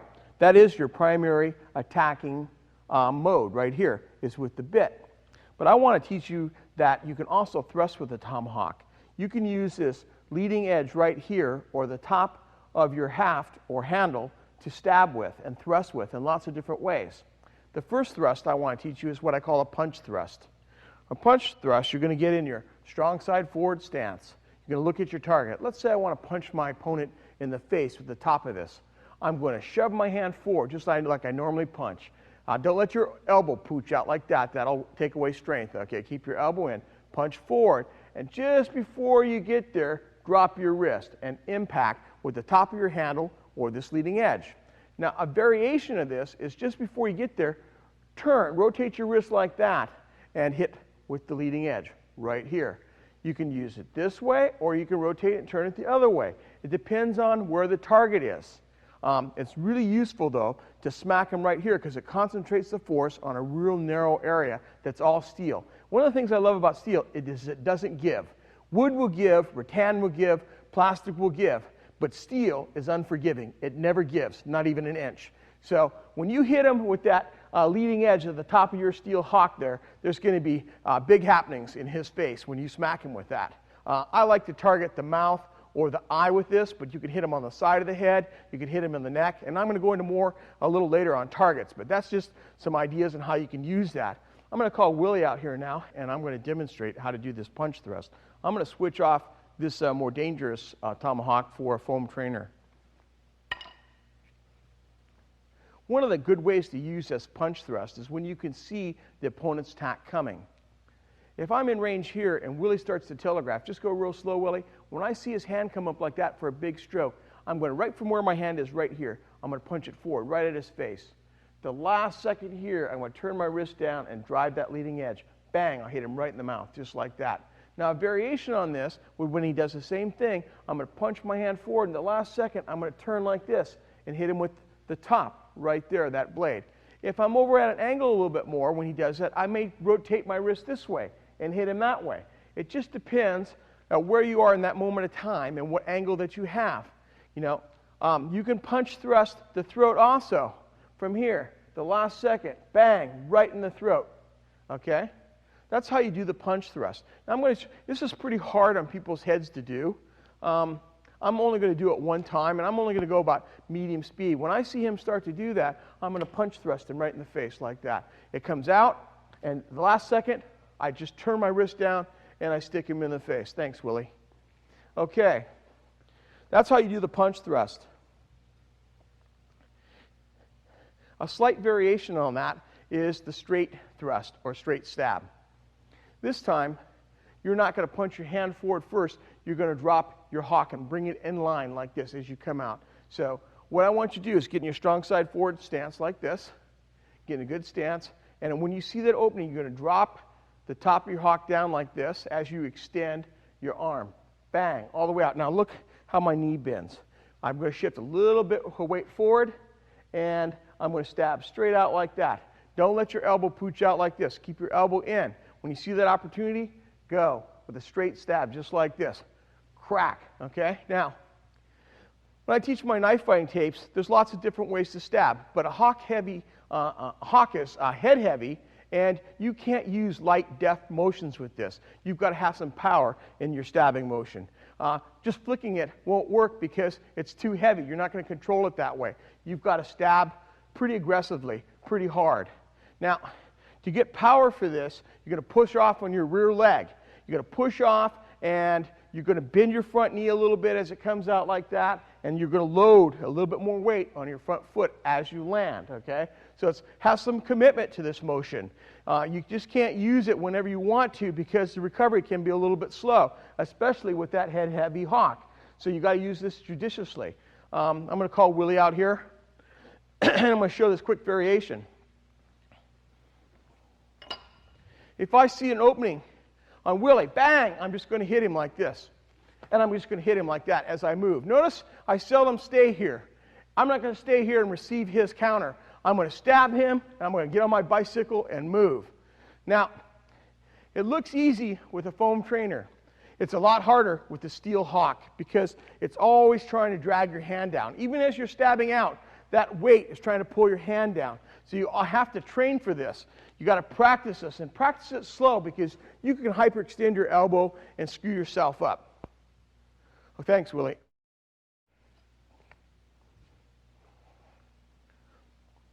Now, so far I've showed you how to stab with the top. Okay? I'm going to show you another variation of this from the reverse grip. Another way to stab with the top is holding your hawk like this and hammering out or stabbing out like this. All right? How do you do that? Well, sometimes you'll be fighting in reverse grip like this and you'll miss your stroke. You miss your stroke. And you'll come up here like this and you'll have an opportunity to attack with. And you're just going to stab forward just like this. Now you can stab at angles, of course, to either side. You can stab down. Sometimes you use it offensively. Sometimes you use it defensively. It depends.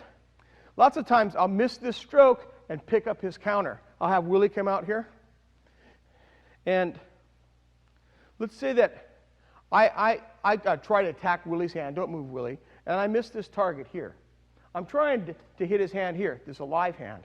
If I miss that and he goes and he cuts forehand at me, I can come over here and intercept that. Or if I miss this here, I can come over here and stab his side of his face, just like that. So that's some of the ways that you can use this. If he cuts backhand at me, I can stab here and stop that blow coming in. So that's the defensive use of it. Or if he cuts backhand at me, I can come here and stab him this way. So you can use this reverse grip stabbing technique both offensively and defensively. So keep it in mind when you're training. I want you to be aware of how to use all parts of your tomahawk in the fight. There'll be times when you'll be choked up on your tomahawk all the way to the top like this. Now, normally we're using this for gouging and sawing and hammering strokes and stuff like that. But occasionally, you'll want to thrust with this too. And you can thrust with the butt. It's pretty easy to do that. From the strong side forward stance, you see an opportunity to thrust, you just stab forward like that. Just like I taught earlier. On either angle. You can come straight down, or you can come diagonally, you can come backhand, you can come horizontally across. But this quick stabbing motion can be really useful, and you should have it in your arsenal, your bag of tricks. It should be part of you. Now you can also stab in the reverse grip, full choke reverse grip like this. It's very similar now to what I teach in knife fighting, because now you've got the light handle in front and it's highly maneuverable. So you have more options in how you're going to stab. You can speed jab, just like this. All you're going to do is concentrate on slick, greasy speed. You're not going to have any power. You just want your hand to come out like that. You're not going to bring any power from your legs or your hips.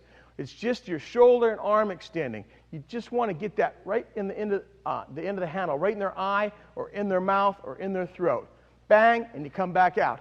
You don't make any attempt to put power on it. Let me show it from the side. It just looks like this, and I'm going pretty slow so that you can see it. It's just out and back, out and back. No power. You can also put more power into it too by loading it a little bit more from the rear. I'm going to push off with my rear leg, and I'm going to transfer weight to my front leg as I commit my shoulder.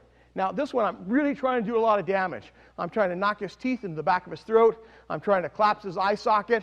I'm going to try to collapse his tubes in his throat and take out his wind. So you can stab that way with a lot of power, just like that. Now, I don't want you to think that you always have to stab in a straight line. So far, I've just taught you mostly straight lines. Your stabbing attacks can come in hooking motions like this. They can come in big looping motions like this.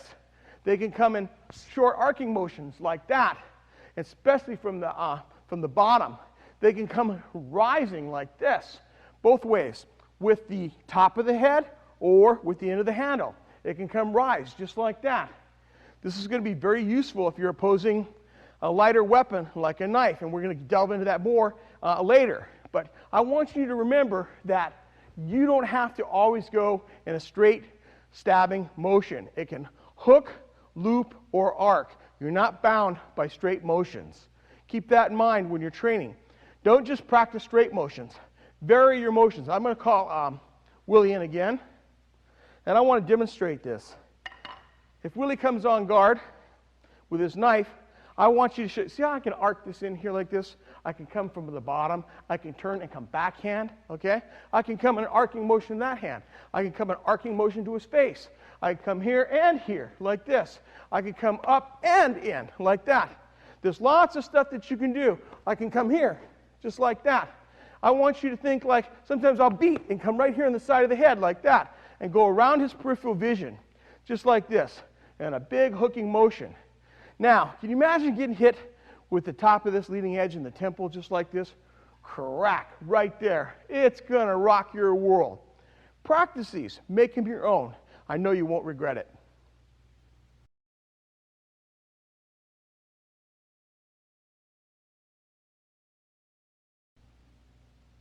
Because I'm a big believer of stabbing or thrusting with the tomahawk, I want to make sure that you're intimately familiar with all the targets that you can reach with the top of your tomahawk. I'm going to have Willie assume our on-guard fighting stance for knife fighting. One of the first things is you want to target the things that are closest to you. His hand is quite vulnerable. You can take the top of your hawk here and crush his fingers like a hammer hitting an anvil. The handle right here is the anvil. When his fingers are folded and locked around that, and I make contact with the top of my tomahawk head into his fingers like this, it's going to crush those fingers into that anvil. It may sever them, but it's certainly going to break them into smithereens, okay? So I want you to remember that that's a good target. I don't care whether you attack it this way, or if you turn and hit it this way. Whatever presentation that you land on with the top of your tomahawk is going to do a lot of damage to that hand. To a lesser degree is the wrist and the forearm. You may or may not break that. Never, when you strike somebody on the forearm like this, it's not like you stabbed him with a knife. You don't know how much damage you've done. You've certainly, and we're going to show this defensively later, you've impeded his progress. He can't come down. He comes down on a number one stroke. I've stopped his progress. He can't go through that, but I don't know what the damage is, okay? But it's not going to feel good. You may or may not break his arm, okay? Same thing on his live hand over here. If you hit the fingers itself, you're probably going to break them, okay? But if you hit up here on the forearm, you may or may not break that forearm and stop him from using that arm, all right? Now, the elbow is also a good spot to hit. If he goes backhand, when he comes backhand here, and I smash him on the elbow like that, remember I said steel doesn't give? Well, when bone encounters steel, bad things happens to bone. Well, you saw earlier what I did with the edge of this tomahawk on that cow skull. Human bones are much more fragile than anything bovine. So when somebody's elbow runs into the steel blade at the top of your tomahawk, it's in real trouble. So a bony area is a good thing. When he backhands and you can stab into that elbow and hit that elbow, it's a good thing, all right? Now, progressing in closer to the body, you can hit him in the solar plexus with the leading edge of your tomahawk. You can hit him in the gut pile here, maybe knock the wind out of him. If you've got a rising bit like this with a nice point on it, you can stab into here, okay? And you're going to perforate him to some degree. It's certainly not going to feel good, and you're going to do some damage to his internal organs, okay? Over here, you've got the spleen, and over here, you've got the liver. Both of those are pretty vulnerable, even to percussion blows. If I come in here and I hit him with a good right hook like that in the spleen, I can do a lot of damage. The same thing from here. If I come in here and hook him on the liver, I can do some damage. It's even magnified to a much greater degree with the steel head of your hawk. If you come over here and you hook somebody in the side like this, or you come over here and hook somebody in the liver, it's going to hurt him bad. It may not take him out of the fight. If you did those same blows with a Bowie knife like he's holding using the point, of course you'd kill him, all right? But the tomahawk isn't near as pointy as a Bowie knife, but it delivers still a lot of percussive force on soft targets. Now, the long suit of stabbing with a tomahawk, in my opinion, though, is to target bony areas. I alluded to this with the attacks on the elbows. Now I want to get into the face. I like to stab people right in the mouth with my tomahawk, even with the leading edge like this or the top of the blade like that. Even the top of the handle will work just like that. Or in the eye, crack on either side of the eye. Anywhere you hit somebody in this eye socket, it's going to do fearsome damage with that tomahawk. You're going to probably break the bones. This eye's going to definitely close, and the other eye will close in sympathy. This eye's going to water like crazy if I hit it. This eye's going to close in water too. his vision's going to be totally impaired, all right? So smashing somebody in the face with your tomahawk is always a good idea. I like to keep below the eyebrows, okay? Any of these soft bones in the face are easily broken, even in the cheeks or in the jaw. You'll get an instant knockout. You come up like this and hit somebody in the chin with your tomahawk like that, they're going to go out instantly. It's like getting hit with Mike Tyson times 10. Crack, and you're going to knock them to the moon with Lorna Doone. Now the throat obviously is a good target. You get the top of your hawk in the throat like this, on either side or even this way, it's going to do a lot of damage. It's going to crush the windpipe. It's going to really mess him up, all right? From the side of the neck, you can attack the carotid arteries. Now, if you've got this leading edge that's sharp, you can come right in there and possibly sever that, okay?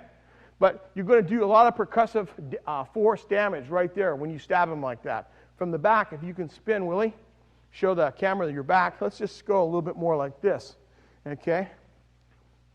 I like to hit at the base of the cerebellum right here. There's like a little indentation in your skull right in here. If you can get the leading edge of your tomahawk in here, there's a good chance you can detach the spinal cord right there where it enters into the skull, right in here, or anywhere at the base of the neck right there, between the shoulder blades, on the kidneys on either side.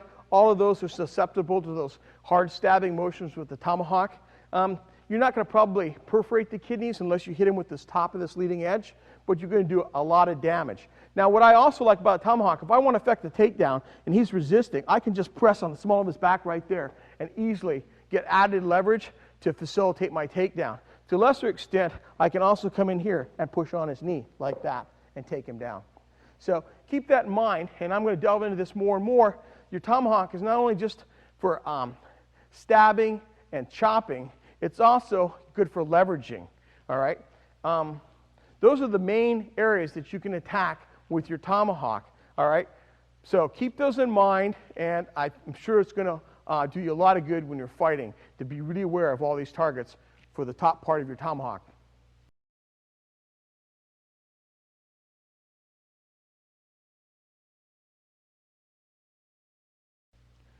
The primary use of your tomahawk will be utilizing the bit or this cutting edge right here in chopping, slashing, hacking, motions like that. I want to talk about chopping first because it's the most important. Chopping is what a tomahawk was designed to do, to sever or shear through obstacles in its path. You've seen earlier as this blade goes through bone what a tomahawk can do. I want to show you how to chop with it more efficiently. From your strong side forward stance, I want you to pick your target. Look at it with your peripheral vision. Don't stare at the target. Your opponent will key to where your hands or your eyes go, and you'll telegraph what you're going to do. Pick it out, know where it's at, get used to that. Now, what I want you to do when you want to chop at it is you're going to push your tomahawk forward and through the target like this. Usually it wants to descend when you're chopping slightly, and that's the best stroke, is to descend slightly if you can. Okay, it's going to come down like this, and just as it starts to reach the target, you're going to drop your butt straight down and add your weight behind the blow. Now, that's the hard part. You've got to coordinate the drop of your body with your arm motion so they happen almost simultaneously. That edge arrives on target as your body weight drives it through, just like that. Now, with practice, you can get that, and even a small chopping motion can be done with great force. I'm going to have Willie come in quickly. And I'm going to trade off for a foam trader. You're going to see me trade off a lot because over the days it takes to do this presentation, if I hammer him constantly with a hard steel tomahawk, I'm not going to have anybody to train with. So you're going to see me use a foam one a lot. Let's say I see his hands exposed here like this, and I'm moving around him, and my tomahawk's in this strong side forward position. I'm going to look here at his body. I'm not going to put my gaze on that. I'm look here, and I'm going to drop just like that and chop that hand. I want to sever all those fingers. Now, when you're chopping, remember, the tomahawk always goes away from you, all right? It never returns. Later, when I teach slashing and cutting, I'm going to again emphasize the butt of the tomahawk when you're making any cutting or slashing motion is pulled back towards you. But when you're chopping, it's going away because your goal is to split, sever, or shear your target, okay? So you want to drive it through your target without consideration necessarily for the recovery. So when you chop, you're going to go right through it. Now, the bitch about chopping is, if you miss, you're in a pretty precarious position with a head-heavy weapon like a tomahawk. So if I chop and I miss, I have to be ready to defend instantly, okay? And this is where, again, you can use the top of your hawk, or if I miss here and he goes backhand, I can come in here with the handle of my tomahawk, control his elbow, and chop again, and go right into my takedown and finish him, okay? Always be ready to defend instantly when you chop, because not all of your strokes land, but if they do, you hit the big one, you hit the lottery, all right? Now, let me go into slashing and cutting now. You're going to hear me say this, I don't know, dozens of times. I'm going to whine about this all the time because it's the truth, and you need to burn it into you if you're going to fight with a tomahawk. The head-heavy balance of this weapon affects everything you do. It adds tremendous power when it lands, okay? That's the good thing, but it makes it very difficult to control in lots of other motions. Yes, you can slash and cut with a tomahawk, but you need to be aware it takes a lot of strength to control that head during your cutting or slashing stroke. All right, to slash with it, you get in your strong side forward stance, you see your target, you're going to advance your hand. Okay, I'm going to push my hand out, and I'm going to turn. See, I have to turn my body a little bit. I want to turn my body a little bit and start to bring this edge online with my target. As it comes online, I'm going to sweep it through the target, and I'm going to try to land here on this leading edge, right here, right in here, where it has some curve. I'm going to pull that through my target quickly and come back, all right? I'm going to have Willie come out, and I'm going to show this time with the heavier trainer so you can see it. Because come on, guard, Willie. I see the opening to slash. I'm going to come out here, I'm going to make contact with this, and I'm going to pull through. I'm not going to chop through like I showed you before. That's too much power. A slash, you're just trying to injure to a degree. You're just trying to get some steel on him, do some damage, and get out. You don't want to stay there. You don't want to commit. I just want to injure to a degree. So I see that, and I come out, okay? You can slash forehand, you can slash backhand. I can slash down, I can slash up. You can slash in any direction, okay? You can, and stay here, Willie.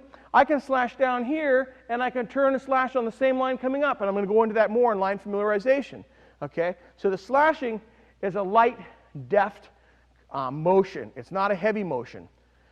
Cutting is very similar to the slash, but now you're going to add more power. It's the same thing.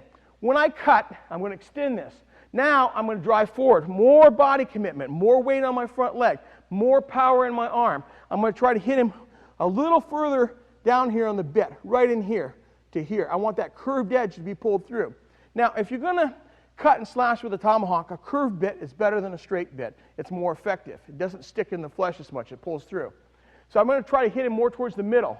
As I hit him here, I'm going to pull that handle back towards me, but I'm going to lean into that stroke more. My front leg's going to load more. I'm going to put more power into it. Bang, and I'm going to come back, okay? That's how you cut with a tomahawk. The butt is always pulled back towards yourself. Whether it's in a slashing or a cutting motion, the butt returns. It always comes back. Contrary chopping, the butt comes out, and then it's recovered. It comes out, and then it's recovered. Slashing, it's always pulled back. Cutting, it's always pulled back. That's how you cut and slash with a tomahawk. Now I want to continue adding edge-oriented blows to your bag of tricks. The next one I want to teach you how to do is the snap cut with the tomahawk.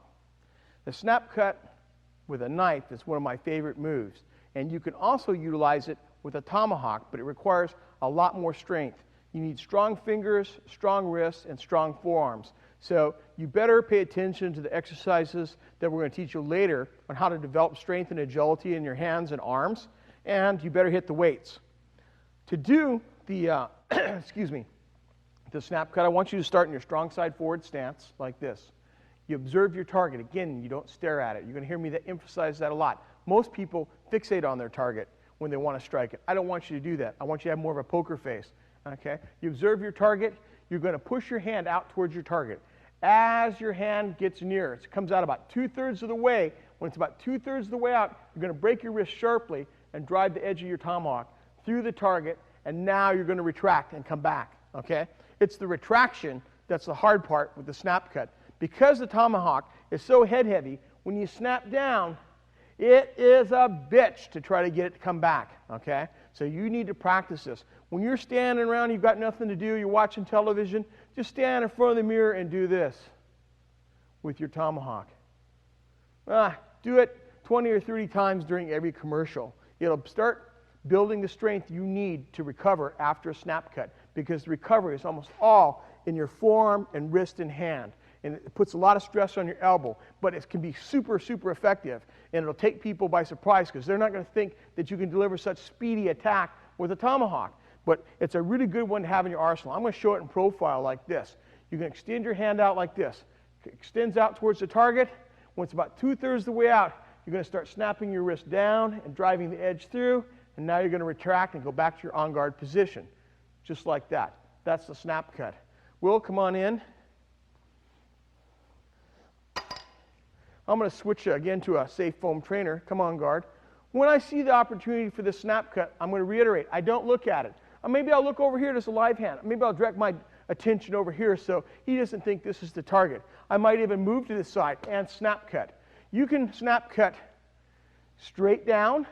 You can snap cut at an angle on either side. You can get a little body English and snap cut horizontally this way. And you can actually snap cut as you're leaving, like this. I can be leaving the battle and snap cut as I go away, just like that. So it's a very versatile attack that you really want to get good at. What I want you to do, again, is when you see that target, don't look at it. Extend your hand towards the target. As it's about 2/3 the way there, your wrist breaks. It snaps, and you recover. Quite often now, when I snap cut like this, I may not have time to recover. I may just let my arm drag back as I use footwork to escape, okay? Be aware that you may have to use footwork to escape after you make any attack with a tomahawk. The head is so heavy you may not recover it in time, especially if you're fighting a lighter, more agile weapon like a Bowie knife. You're going to have to use footwork a lot if you're going to stay in the game. Well, that's how you use a snap cut. The next thing I want to show you is a hacking attack. I'm going to switch briefly. A hacking attack is quite similar to a chopping attack. All we're going to do, though, is we're going to change power for repetition and speed. Okay? When you're chopping somebody, you're trying to sever that limb or that target with one blow. You're trying to split it right in half. You're trying to shear it all the way off. When you're hacking, you quite often don't have the room to develop power. You're cramped for some way, or your arm is being restrained in some way where you can't get full power. Then, to be effective, we're going to use repetitive strikes in the same area to get the job done. When you hack, you pick your target, and you strike down like this. It's primarily with your arm. You very seldom have the opportunity in a hacking attack to put your body weight behind every blow. It's mostly with your arm, and you're going to use speed and repetition in hitting the same area to get the job done. I'll have Will come in. Let's say I'm going to hit Will with my tomahawk, and he's lucky enough to circle my arm, and we start to grapple, and we come in here like this, and we're locked up. I'm going to shoot my arm through like this, and I'm going to change my body weight, and I'm going to hack his leg with my tomahawk. That's how you use the hacking attack. Anytime you're tied up, you can pick a target, hit it repetitively in the same spot, quickly, and do a lot of damage.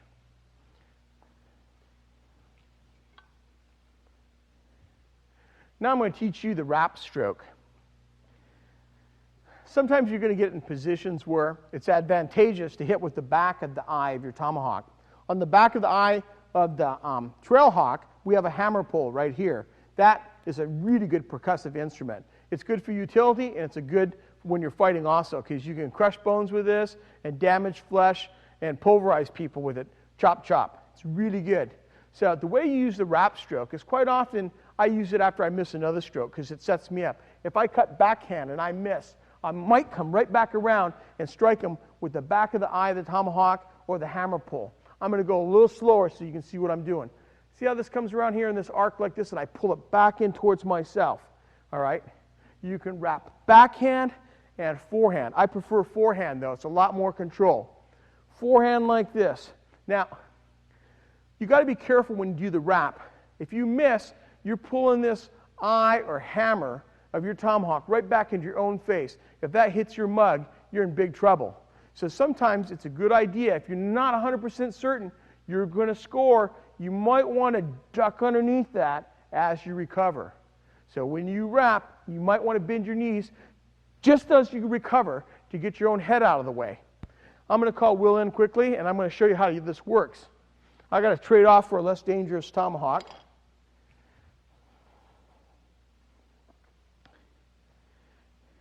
If I miss my backhand stroke and I end up here, lots of times I can't recover in time. This is a head-heavy hawk. If I miss this and I get here, I may have to use this knife hand right here to stop his attack. From here, instead of turning my edge over and coming up, it may be quicker to just come in here and hit him with a wrap. All right? That's one way you use it. I could also be in here and he cuts one, and I stop here and I go to here and he blocks. All right? From here, now I'm going to suck him up and we're in a standing grapple. Here's where the wrap really shines. I'm going to turn toward the camera so you can see. I'm going to let my arm rotate out like this, and I'm going to come back here and I'm going to pound him right here in the small of the back. I'm going to come back up and hit him between the shoulder blades. I'm going to come up and hit him in the head, or even in the top of the head like that. Pretty darn easy to do. I can come down here and hit him in the leg if I want to, and wrap him that way. But in these spine shots, they're really going to pulverize him. You're not going to take very many hits in the back of the head before you let go in that wrap stroke. So the wrap stroke can be used at longer range and at close range. It's well worth knowing how to do. Now I want to teach you how to use the side of your tomahawk right here, the side of the eye and the side of the tomahawk blade itself to defend yourself with. You can use this portion of the tomahawk right here to beat or to slap with, and it delivers a heck of a blow. Okay? It can be used both offensively and defensively. It can be used to set up attacks, to control your opponent's weapon, and it can be used to finish people too. You can use it with moderation if you only want to injure to a degree, or you can use it to knock somebody the next week. It depends on the situation and the morality of the moment, what you need to do. I want to call Will in just a minute, Will, and I'm going to show you how to use this, but I want to go over this so that you can see the motion. Quite often when I'm fighting, I use a beat to move an opponent's weapon or hand out of the way so that I can enter and get closer. So with a beat, it's usually a shorter motion. It's not as big a motion as a slapping motion. All you're going to do is use the side of your blade to knock something out of the way. You can beat forehand or you can beat backhand. I'm going to go real slow, just like this. I can beat down, and if I'm here, I can beat up to either side. Now remember, when you're coming up this way, diagonally, it's hard to control that tomahawk head. Once it starts to go, it gets up here like this and you start to lose it. It's really hard to control it. Same thing here. It's hard to control. You have a little bit more control if you go horizontally, back and forth like this. It's a little easier to control it with your body weight. You can also slap down with your tomahawk or beat down with it like that in a back-cutting type motion like this. So you can beat something out of the way just like this. I'm going to have Will come in now, and I'm going to show you how to beat before I go into slapping. Come in the on-guard stance. I want to finish him by taking out his head with my tomahawk. That's the real goal of a tomahawk, is to get past the weapon to get to the good stuff in the head. Any blow in the head is pretty much a fight finisher. Okay? So sometimes, let's just drop this down a little bit more here in the center like this. So it's a little lower. I'll see this blade. Here's my impediment to moving forward. I want to get that out of the way. So I'll just beat his hand out of the way like this. Come back to the same position. I can also beat backhand like this and come across this way. It doesn't make any difference. It depends on where you are at the moment. But I tend to think the forehand beat is a little stronger. If you're going to beat backhand, it's good to use your waist. And sometimes I'll use it with a step to get more power. I might step forward, or I might step at an angle here and to beat it out of the way. Okay? Now, one of the good follow-ups for beat is if I beat it out of the way, I may push it with the top of my head and just keep it going here so I can check him and work him over like that and finish him. Okay? So beating is usually to remove an obstacle. I can beat, come on, just stay here on guard, drop the point. I can beat down here like this and move it that way. I can beat upwards like that and knock it out of the way on either side. from this side also. But I still think a beating is best done forehand or backhand horizontally. And to a lesser extent, straight down, okay? That's one of the best ways to remove that obstacle so that you can go forward. Now, slapping is different. In slapping, we're trying to be even more aggressive and damage, not just to remove something or knock it out of the way. I'm trying to wreck it. So when you see somebody's hand here in motion, you can just slap this as hard as you can with the side of this and just flatten those fingers. From the backhand position, I can come over here and just flatten his hand. Let's just switch here. I want to make sure the camera can see everything. I can just flatten his hand with a backhand slap. From this position here, I can come over here and just slap the top of his hand, bust his thumb into smithereens, okay? So I can attack the hand with slapping. I can attack the arm with slapping. I can attack the head with slapping or the body. You can slap any part of his body with the tomahawk. Now, remember, I say you're using mercy when you slap somebody with a tomahawk, especially on the body. When I slap him on the shoulder or the arm, I may break that shoulder or I may break that arm, but I'm not going to use as much force as if I cut it. I could just as easily have used the edge. Yeah, just stay here in that position, Will. I could just as easily use the edge to crush that elbow or crush that shoulder. Instead, I showed him mercy. I slapped it. I slapped it. I slapped that hip. I slapped that thigh. I slapped that calf, okay?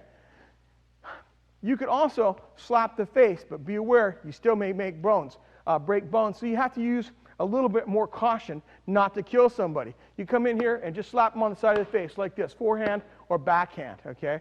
I would stay away from slapping people on the top of the head. You'll probably kill them slapping them hard with a tomahawk.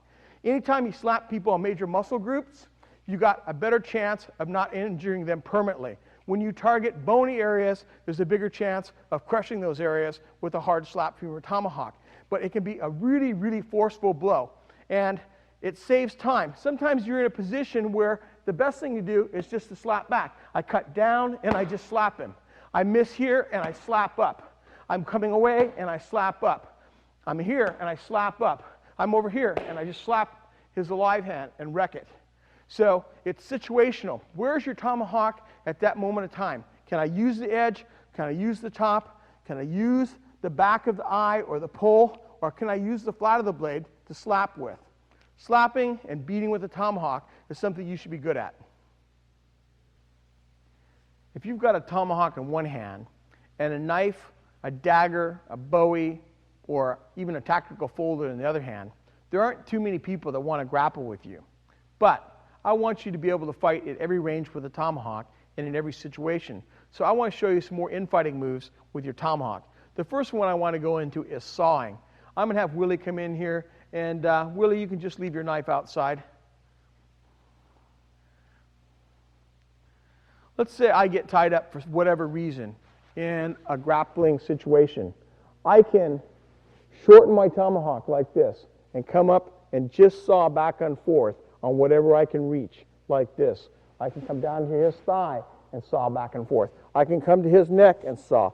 I can saw back and forth on his head or on his spine. Anywhere I can reach with this, I can saw.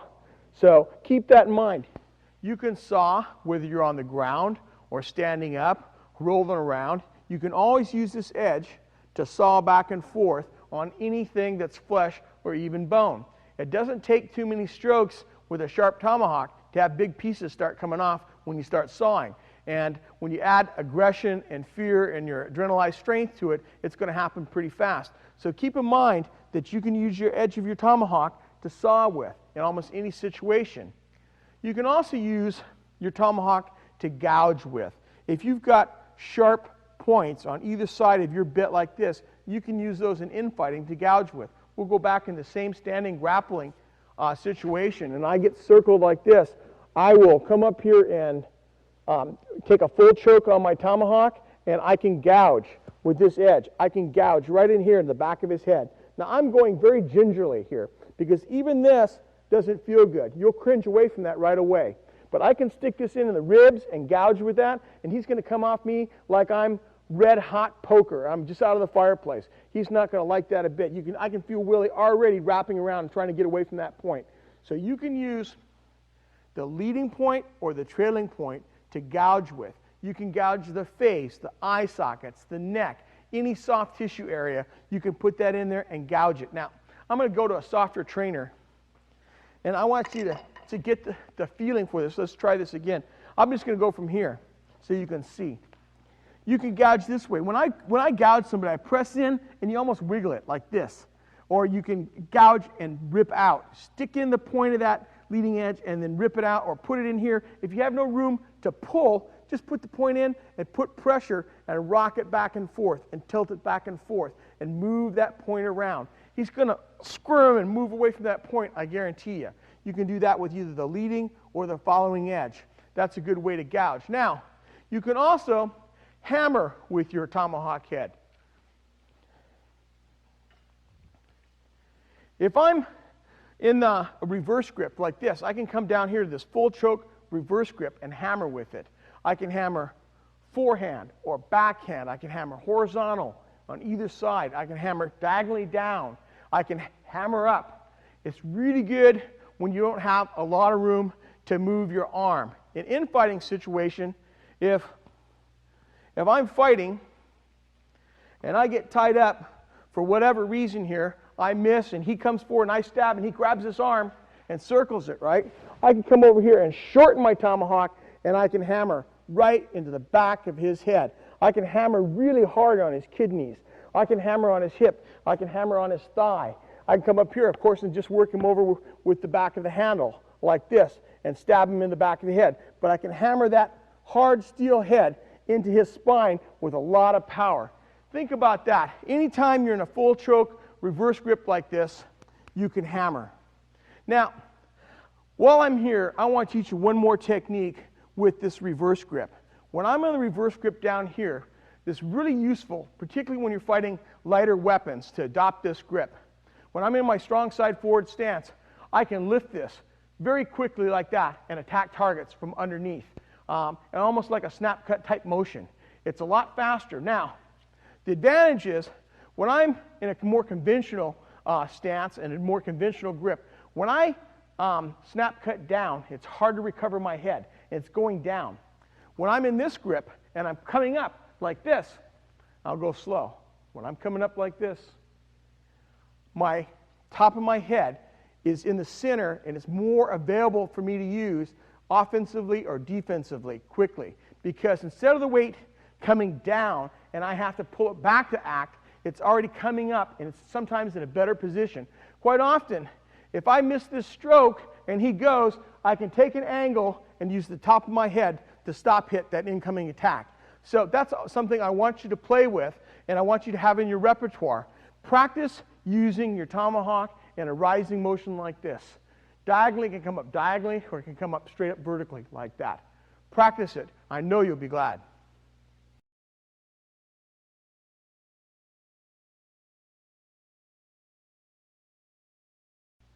One of the cool things about using the tomahawk is almost any target on your opponent's body is meat for the edge of your tomahawk. It's all good. But I want you to be familiar with the targets that you should attack if you can. If you hit somebody in the head with this thing hard with a good chopping stroke, chances are they're finished. But it's a good idea to be a little bit more precise with all of your motions. So I'm going to have Willie assume an on-guard fighting stance with his knife, and I'm going to show you some of the ways that you can attack some of the targets. Of course, I've alluded to this before. The fingers are super vulnerable. Any stroke in the fingers, even a slashing stroke like that with your tomahawk. And I like a slashing stroke like that because as I make it, I already pull out of the way. Just stay there on guard. As I make it, I'm already pulling out of the way. So I like a slashing stroke. A cutting stroke, you have to stay there a little bit longer and put a little bit more power on that. But anytime you target that hand with the edge of your tomahawk, you're going to get big results. Of course, a chopping stroke is devastating. If you hit somebody with a chopping stroke like that, you're going to shear the thumb off and slide all the way down the fingers and cut off all the inside of his fingers with that chopping stroke. So the hand is a really good target. The wrist can be targeted with your tomahawk. Now, this is a pretty wide blade. It's about a 4-inch cutting edge. Okay, most people's wrists aren't 4 inches in diameter. They're smaller. The smaller the target is, the harder it is to hit, especially if the bit of your tomahawk is narrow. We talked about different types of tomahawks. A narrow bit tomahawk, like our trail hawk, it's got super penetration. When you hit something with that, it slides in like butter. But It's hard to hit small targets with it because you don't cut a very large swath. The 4-inch blade is more forgiving, but still, an arm in motion can be difficult to hit. Come on guard, Willie.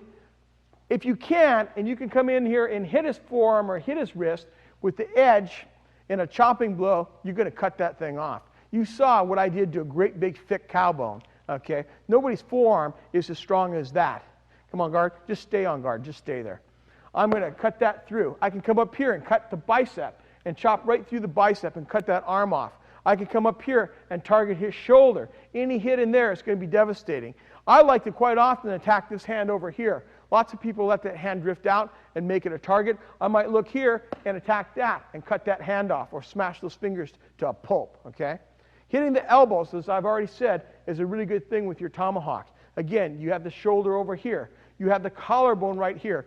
The Gurkhas, with their kukri, quite often strike between the neck and the shoulder because there's just the shoulder blade, which is quite thin, and the clavicle to stop the progress of your blade into the chest cavity. A hard stroke with your tomahawk, you're going to bury it to the eye right here in his side of his neck right here. The neck is a beautiful target. If you don't sever his head, it's going to flop when you hit it with the tomahawk. You're going to stick this thing all the way through and bury it right up here to the eye in his neck if you don't cut his whole head off. The neck is a super target. The percussion of that blow landing on his neck is going to so screw up his brachial plexus he won't be able to use anything on this side. He's really done as a fighter with a hit with the neck.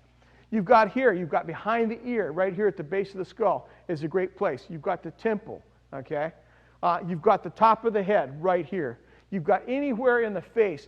If I move out here and I get a backhand chop into the side of his face like that, it's going to go all the way into his skull. There's nothing stopping it. Those little thin facial bones aren't going to stop the edge of your tomahawk. Okay, chopping the leg.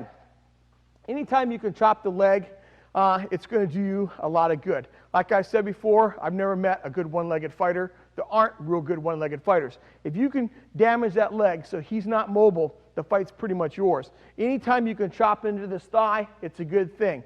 If you hit him below the knee, you got a good chance of just cutting that leg all the way off. It's certainly going to bust the bone, sever through the bone, and it may just be hanging or flopping, okay? So hitting the leg is a good idea. Sometimes, come on guard, I may feint him high. When his blade comes up to do this, I may drop and just cut him right on the top of the foot right there and split his foot.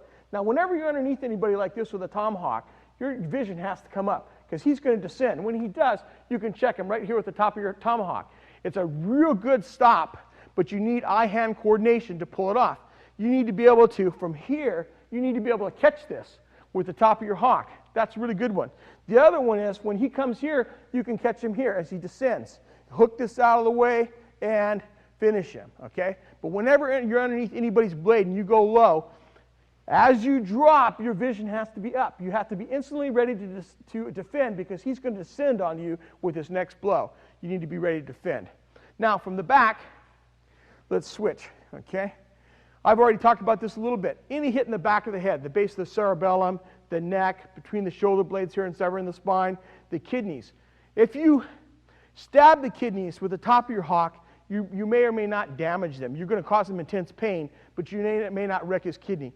When you hack him or cut or chop him into the kidney like this, with a hard chopping stroke like that, you're going to bury your tomahawk right up to the eye in his kidney. It's going to split it in half. He's going to bleed out shortly. He's done for.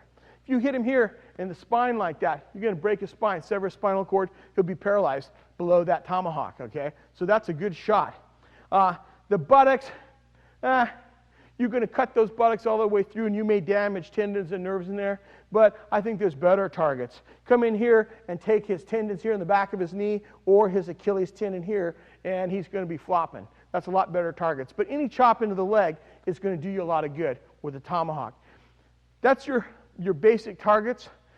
It's almost all good with a tomahawk because you get so much power. Unlike a knife, this thing hits much, much, much harder and does tremendous amount of damage.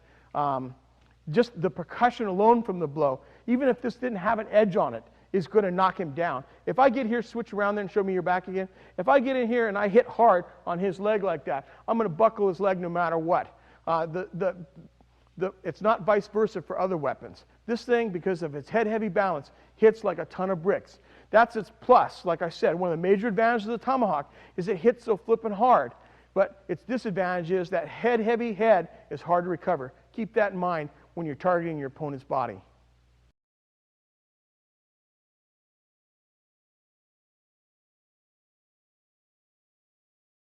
Because the head of the hawk projects at right angles to the handle, like this, it sticks out this way, it's ideally suited for hooking and pulling and pushing. You can use this tomahawk not only to strike with and to stab with, but it's also a great leverage tool. Other than it's a tremendous shock when it strikes, one of the other big advantages of the tomahawk is its ability to hook. I really love that about this weapon, and I'm going to demonstrate that now. I'm going to trade off for a little safer hawk, and I'll have Willie come in. And I always talk about becoming intimately familiar with all the things that your tomahawk can do. Your tomahawk, just keep your knife at your side for now. I'm just going to illustrate. Your tomahawk can be used to hook the neck. You can hook the head itself and pull. You can hook the arm at the tricep or at the bicep. I might want to come on this angle here and drag him by his bicep. Now what's cool about this hook is when you go high on the bicep, it tends to slide down until it catches at the elbow, and then it gets a really good bite. It's the same thing from the outside. When I'm here, it slides down here, and it usually slides right into this little crevice right here where his arm bends, and now you got a really good bite, and you can drag people all over the room if you want to, okay? You can hook underneath his arm here on his side right there. Now, if you've got those two little sharp points here, like you do on a trail hawk, they go right in there, you get a bite, and you can control his whole body from here. You can reach around behind him and get this side here and hook him and drag him around, okay? You can reach around from the back and grab even this leg and drag it around. So it's really great for hooking and pulling. You can be, let's say you cut number one here, and I come in here and grab this foot here and just suck it in and take him right to the ground. Control that arm, step in and finish him, okay? You can use it for all kinds of pulling motions. You can also use it for pushing motions. Come on, Willie. You can push people. Sometimes you're in close and you just want to push them off you, like that. You can push on their face. You can push on their arm. You get tremendous leverage with this. You got a nice flat spot, and quite often you have a point here to push with. So you get a lot of contact here to push somebody with. And you can just launch. Even big people, you can launch them with a tomahawk. You can push on their arm and spin them all the way around on either side. You can really destroy their balance. So it's really good for pushing. I could push on a hip and collapse him into the ground. I could push on his leg and push him into the ground. Okay? There's lots of things that you can do in pushing and pulling on it.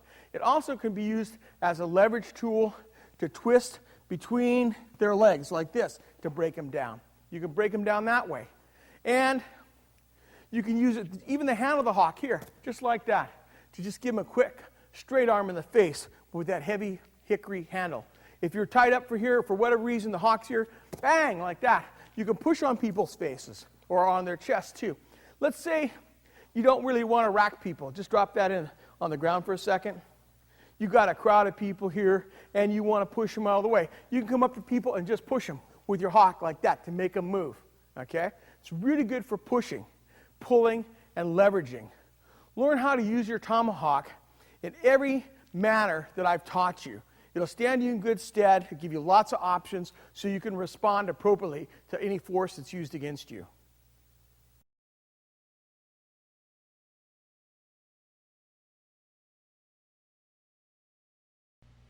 Now that you have a better idea of how to use the top of your tomahawk and the edge for stabbing and cutting and chopping, I want to teach you something about the angles or the directions you may be attacked on.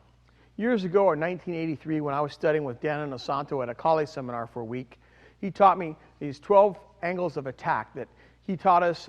Most attacks that you're going to face in the street are going to come along these angles. Now, of course, you could be attacked at any of the 360 degrees on a compass. An attack can come off that at any point on that compass. It can come high, it could come low from either side. But human beings only have 2 arms and 2 legs. Until they get 3 arms, as Bruce Lee said, they're going to attack pretty much the same. I don't care what weapon it is. There's some basic lines that we're going to use, all of us, when we attack or defend, because they're natural. They're natural to our equipment that God gave us. I mean, we've only, like I said, got 2 arms and 2 legs, and we're going to fight pretty much the same way. I want you to be really familiar with these 12 angles of attack that I'm going to teach you. The more familiar you are with these angles, the better fighter you're going to be. I don't care what weapon you're carrying or what weapon you're facing. If you're really familiar with these 12 angles and you're used to seeing them and you're used to responding to them, you'll react instantly in a street attack. So I want you to get in your strong side forward stance with your tomahawk, and I'm going to cut these angles in the air with you, and I want you to follow along. The first one I'm going to teach you is what we call angle 1, and it's a downward descending attack at the side of your neck. The neck, as I've said, is a huge target. It's really vulnerable. Most people are going to attack you at some point at the neck. They instinctively know that if you hit the neck, the body falls. So you want to be really familiar with attacks at your neck and how to deliver attacks at a neck. So angle 1 is downward descending forehand at the neck, just like that. Comes down like this. So you can chop down or cut down. Chop down like this. Now you're going to reverse your action, and now you're going to go backhand at the same side. Number 2 is downward descending at the other side of the neck. So you have a forehand and a backhand. Forehand, downward, diagonal at the neck. Backhand, downward, diagonal at the neck. Now, 3 and 4 are horizontal blows. 3 is horizontal across the abdomen. 4 is backhand across the abdomen. Now, keep in mind that the height of 3 and 4 can vary. It could be shoulder height, it could be chest height, it could be abdomen height, it could even come at your hips. In my experience, angles 3 and 4, particularly low, right here at the waist or slightly above the waist, are the hardest to deal with. So keep that in mind, especially when you're working on your defense. A low 3 and a low 4 are really hard to stop. And you have to give extra attention and getting good at stopping attacks on those angles. Okay, so we've got 3 and 4. 5 is any straight stabbing attack. Any straight stabbing attack down the center line of the body. It could be at stomach height, or it could be at your face. It could be at your chest. Any straight stabbing attack. Okay, that's a 5 angle. All right. 6 is any descending diagonal attack, usually directed at the neck or the collarbone. In ancient days, people wore body armor to protect the chest cavity, but there was always an opening right here at the neck for the head to poke through the body armor. And people would try to insert their blade in that opening, go inside the clavicle right directly into the chest cavity. So this angle represents attacks like this. 6 and 7 is backhand. So you've got 6 and 7, backhand, downward descending, okay?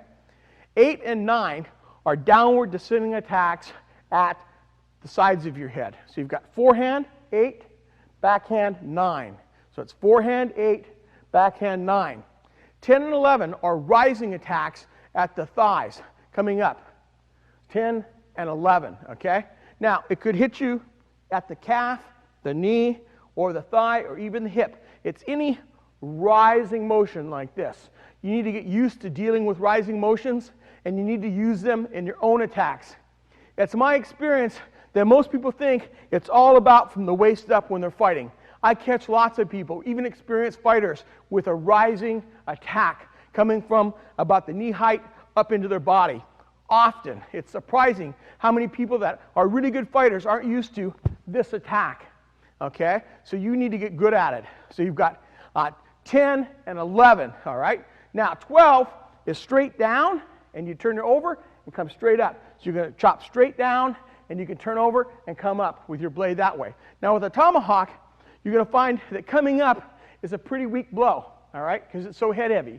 But this number 12, coming straight down the center line, is a real fight finisher, and you want to get really good at a number 12 stroke. The thing I like about number 12 stroke is it cuts through all the bullshit that other people are doing. Sometimes people are moving their weapon all around and getting all fancy, trying to intimidate you and feint you and stuff. What they're doing, though, is they're crossing their center line all the time with that weapon, moving it around, okay? A 12 catches them as they're opening or closing that line. Sometimes they're moving here, and they'll move here, and your 12 stroke will go through. Sometimes they move here, and your 12 stroke will go through. So when in doubt, strike 12. A number 12 strike right down the middle clears out a lot of confusion and takes people by surprise. Let's cut these things in the air now. Come along with me. Strong side forward. We've got 1, 2, 3, 4, 5, 6, 7, 8, 9, 10, 11, 12. Now, I'm not going to show these endlessly, just like in footwork. I could spend the whole tape giving you 10 or 12 repetitions of everything. You need to practice these at home endlessly. You need to practice this so you can do them in your sleep. Now, I also want you to practice with a partner. Have Will come in for a second. I'm going to switch to a foam trainer here. Just stand there, Will. I want you to practice against a partner. The same strokes, and then I want him to do the strokes to you so that you can get used to seeing what they look like, because we're going to be using these all the time when we're talking about offense and defense, as these different attacks. So what I want you to do is one person's just going to stand there, he's the target. Make sure you're out of range. Don't sit here and all of a sudden clock him in the side of the neck or in the head with your foam trainer. It's going to hurt like crazy. The force is really concentrated even with one of these foam heads. So be careful. Stand outside of range and cut 1. Let's just turn so the camera can see a little bit better here like this. Okay. In your strong side sight, there's 1, 2, 3, 4, 5, 6, 7, 8, 9, 10, 11, 12, 12. Just like that. Practice that in front of somebody to switch off. Every time you train, do it 10 times. You'll be glad you did.